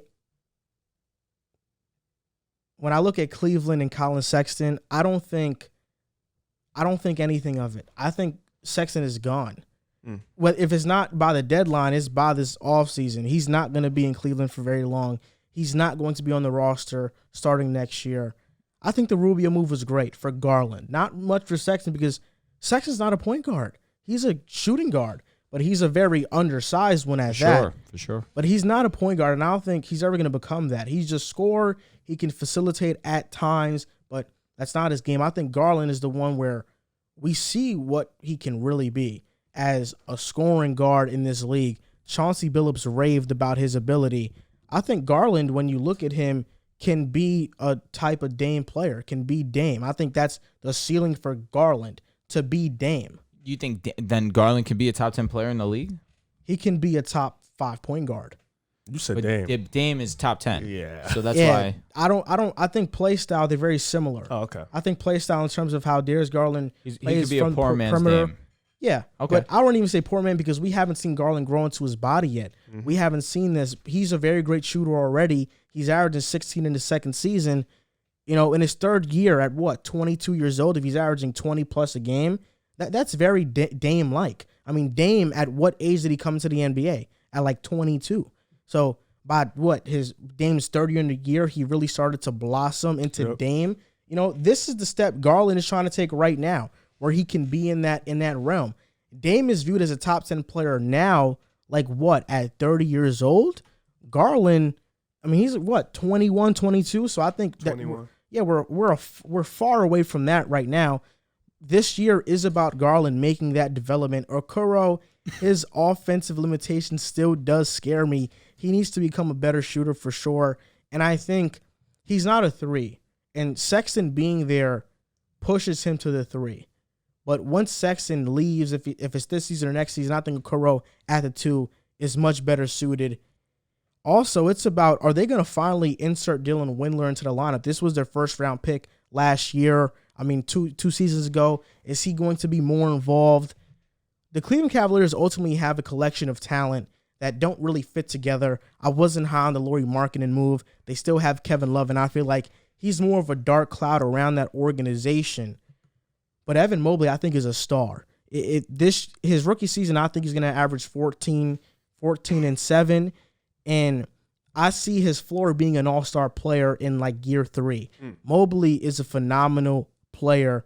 I don't see any risk with him. I think he's going to be an immediate impact player. Okay. To me, he's already better than Jared Allen, in my opinion. I just think in what he can offer on both ends, he fits the modern NBA better.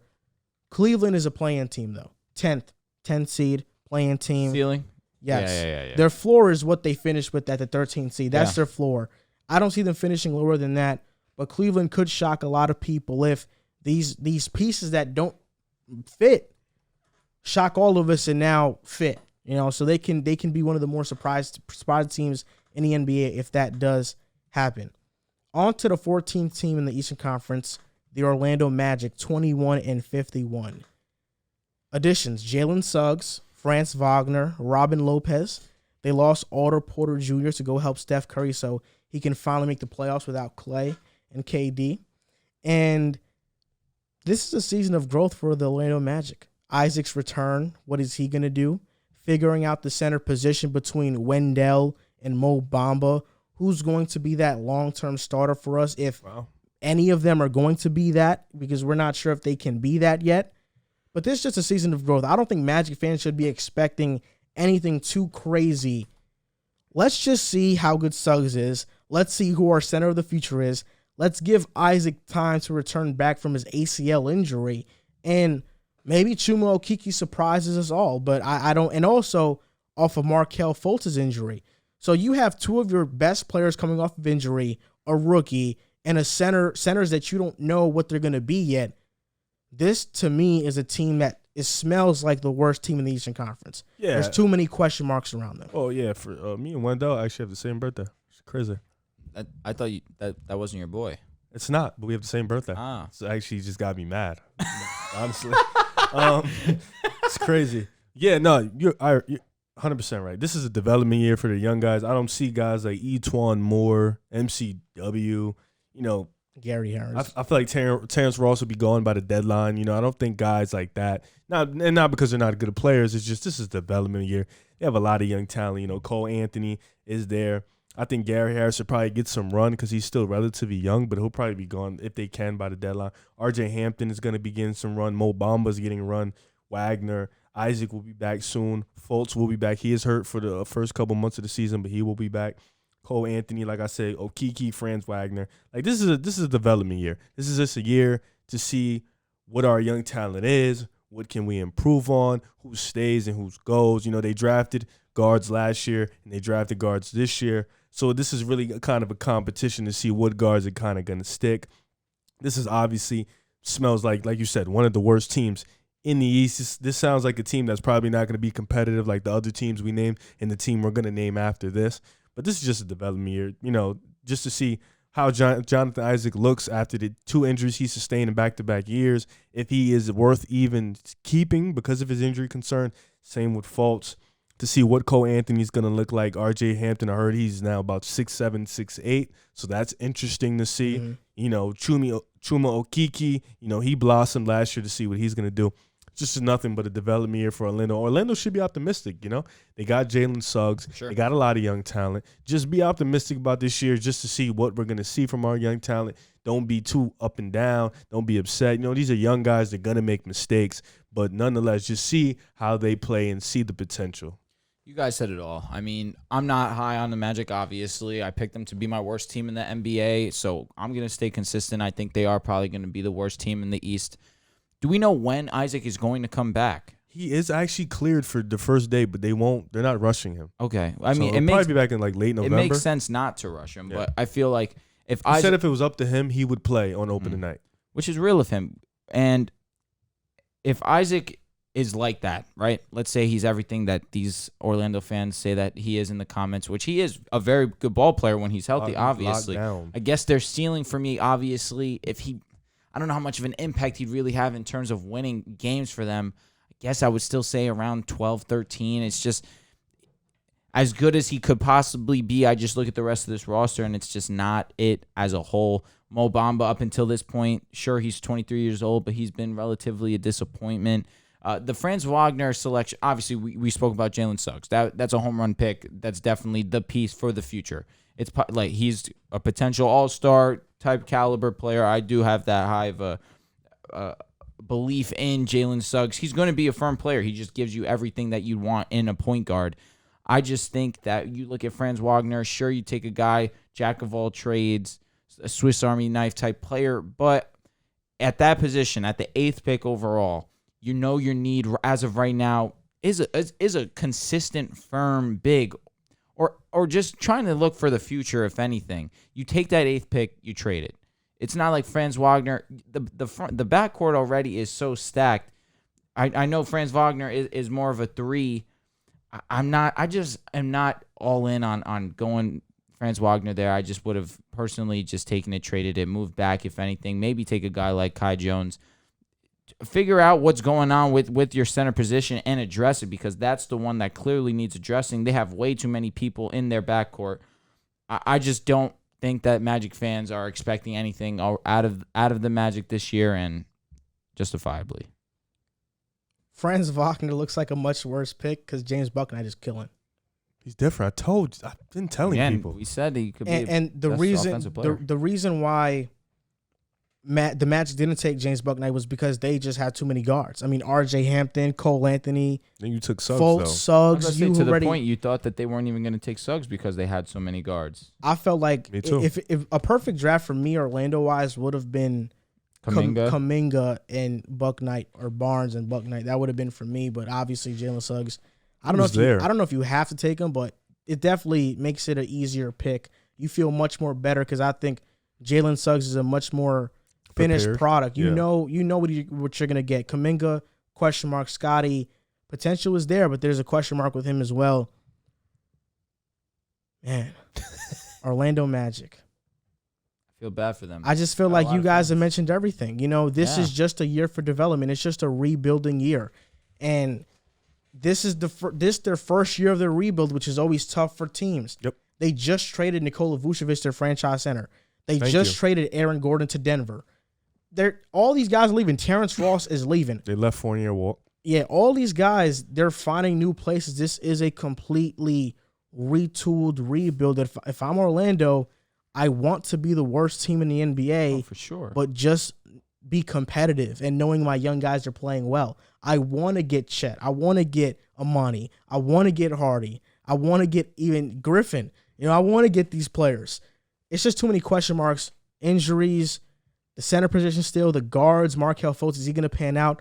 RJ Hampton, I told y'all last year that I think he's the best guard among that three that they had in Cole and Markelle. And I stand by that because now it's 6'7", 6'8".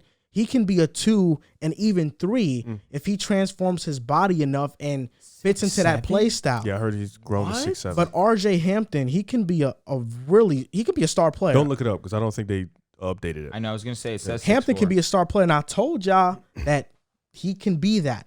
That I think he was the best amongst those three guards. So we'll see how they develop. New coach Jamal Mosley. Yep. Excited to see him. New culture. Let's see what the Magic do this upcoming season. Last team, the Detroit Pistons, 20-52. They added the generational prospect Cade Cunningham to their There's a team. documentary. You seen it? No, I haven't. Cade? Yeah. What's the name? Oh, it's on Overtime. Just type in Cade Cunningham. You'll find it. All right, bet. Isaiah Livers, Luka Garza, Kelly Olynyk, who turned into Kelly Nowitzki with the Rockets in his tenure there, Yeah. Tweet. and Trey Lyles. They lost Mason Plumlee, not a big loss, and Wayne Ellington, Killian, Cade, Sadiq, Jeremy, Stewart. Isaiah, Grant. I did say him. Oh, okay. Jeremy. Oh, right. Yeah, like to call him by his first name, Jeremy. Nice first name, right? That's all right. Syracuse alum. Love him. Isaiah Stewart, to me, is a younger version of what Kenneth Faried used to be, or he is what Kenneth Faried used to be. The difference is that I think he's actually a good defender. Kenneth Faried got by on hustle, but I think Stewart has real grown man strength, and he's going to be a great defensive player. Jeremy Grant had an all-star type year with his numbers with the Pistons. Sadiq Bey, I think, is a great, phenomenal 3-and-D player. The Pistons stole him on draft day. Cade Cunningham, we know what he is. What is Killian going to be? Is he going to fit next to Cade? I think that's the biggest question mark.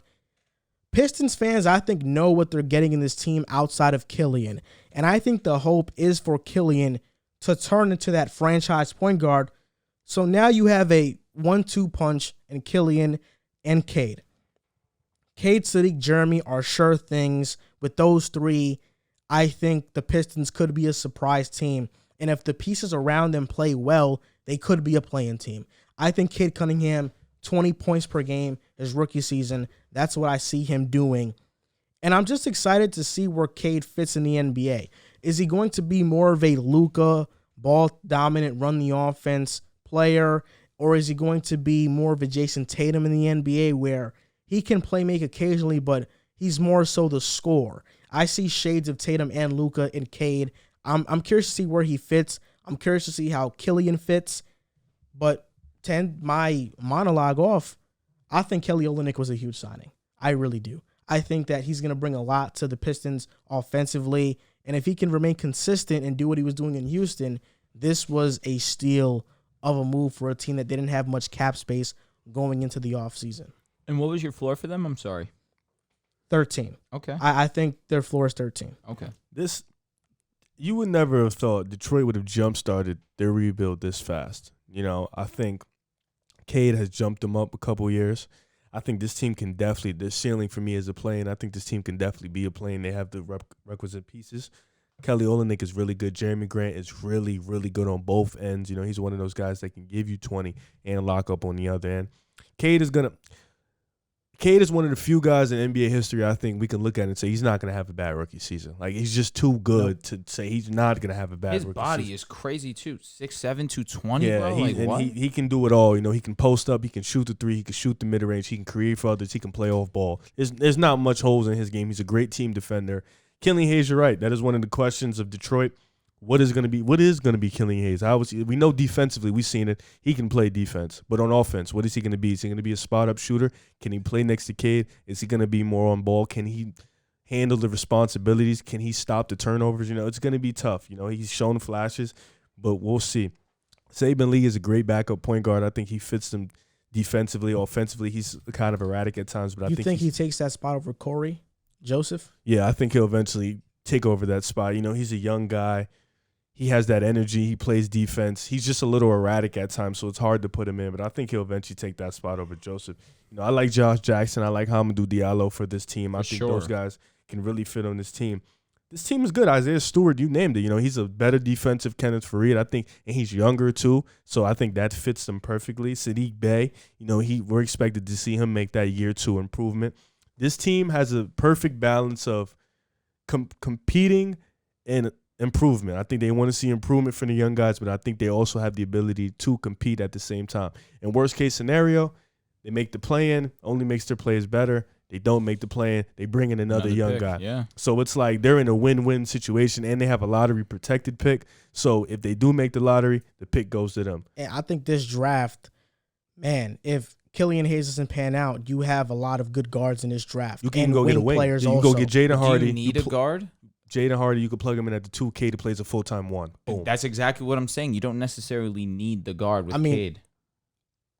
Hardy's a guard. Mm-hmm. Yeah, Hardy's a guard. So I think, a shooting guard. You need a guy like that. I think next to Cade. Of course. It just depends because I think in this draft, there's just can't miss players. You can put Griffin. You can get Griffin, put him in there too. And the 5. And, Stewart is an undersized 5, so that'd be good. But Amani's the home run pick in this draft, I think. And is he eligible to be drafted? I'll have to figure that out for you. Yeah, I'm not sure if it's this year, next year, but, yeah. He's playing college, so I'm thinking.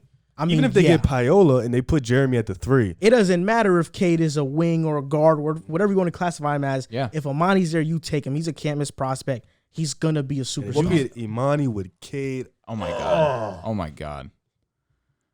Okay, so because he will not turn 19 until January 2023, Bates will not be eligible for the NBA draft next year. No, okay, so yeah. So he has to spend 2 years in college. Okay. So the Pistons aren't getting it.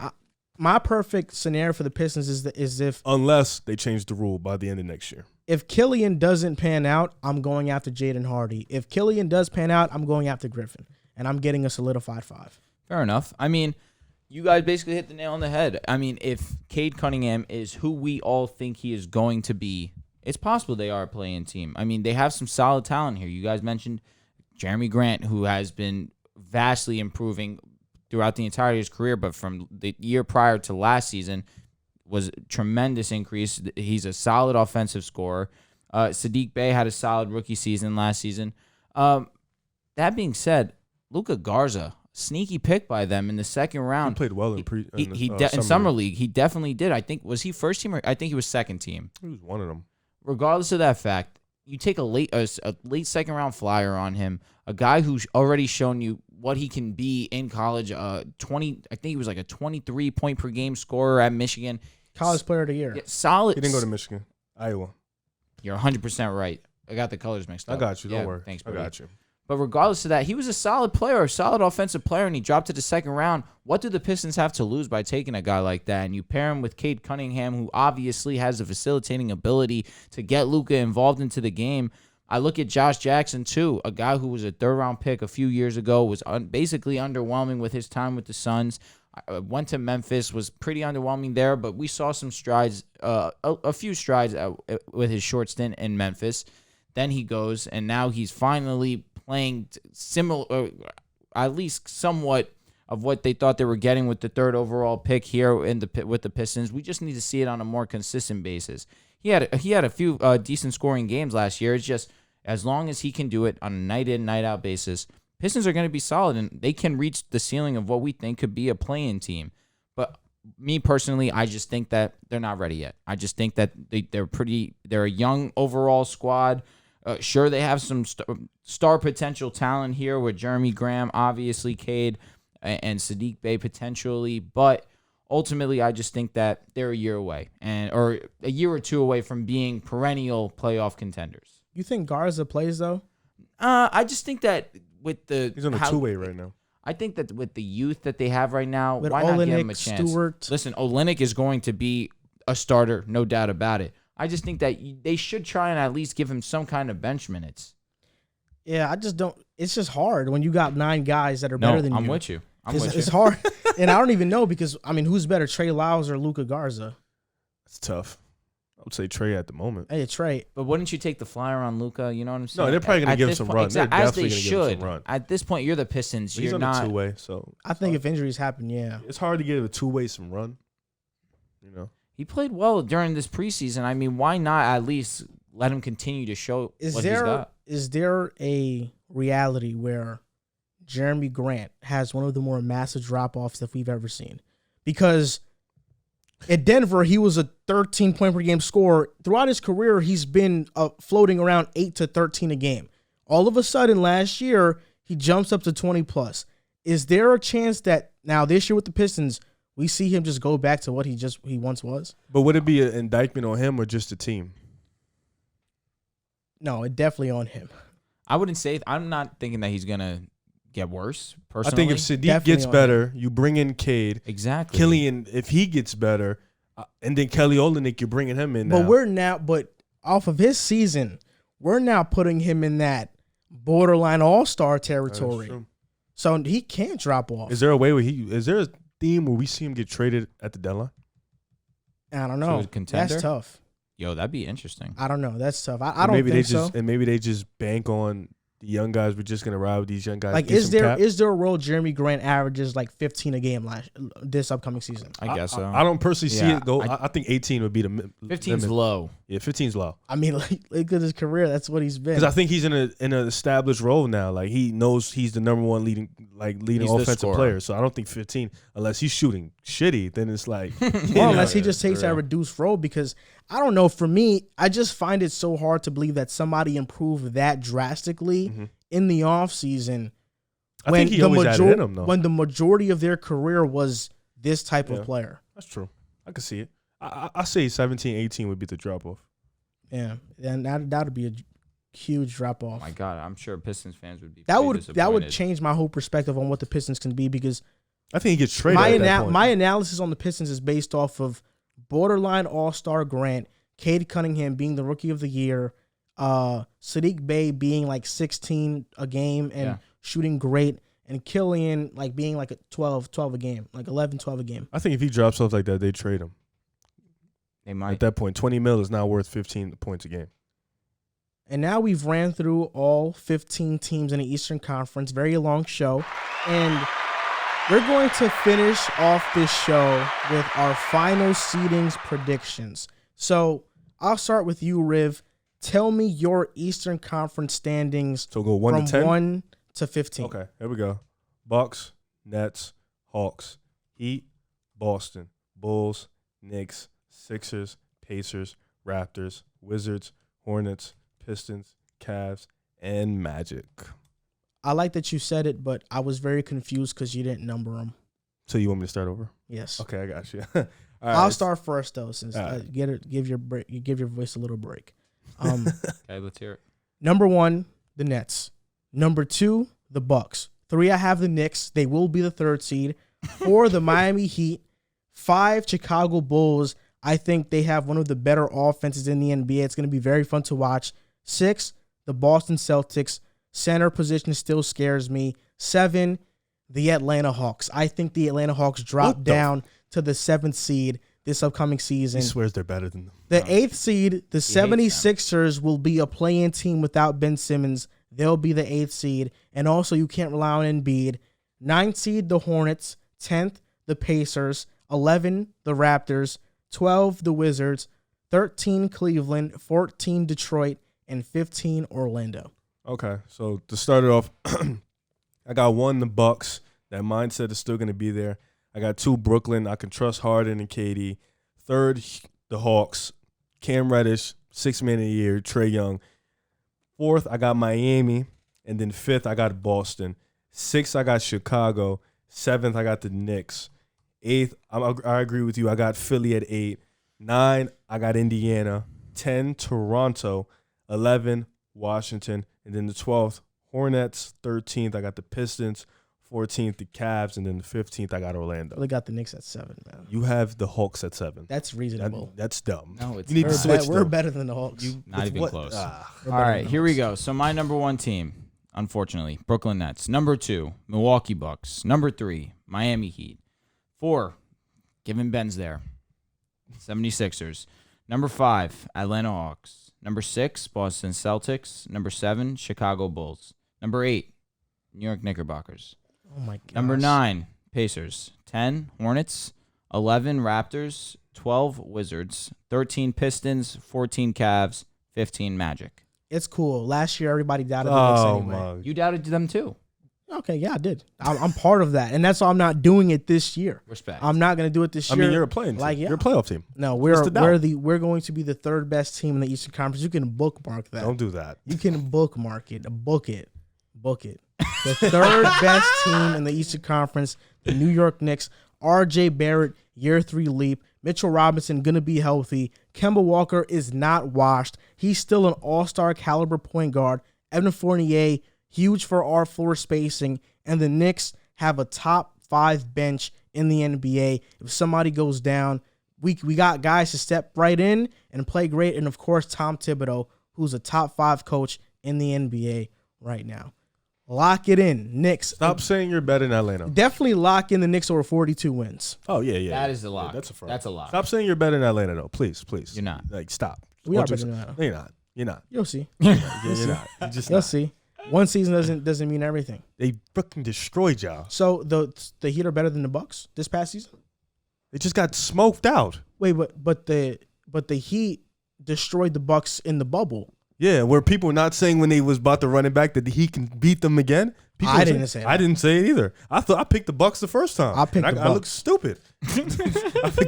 That's what I did. I did what you did. I picked the Bucks, so I'm just saying, just because they beat us in the playoffs last year doesn't mean they're better than us now. They are because they have the same team and they're just going to continue to get better. Yeah, exactly. They have the same team. We That's have smoke. You didn't pick y'all. up, but you That's didn't. Wait, smoke, y'all. hold on. Smoke, we have a y'all. You different. didn't pick up team. anybody that's better than their team. That's better. That's better. That's Kemba marginally Walker. better. Trey Young is still. There is still a big gap between Trey Young and Kemba. Fournier.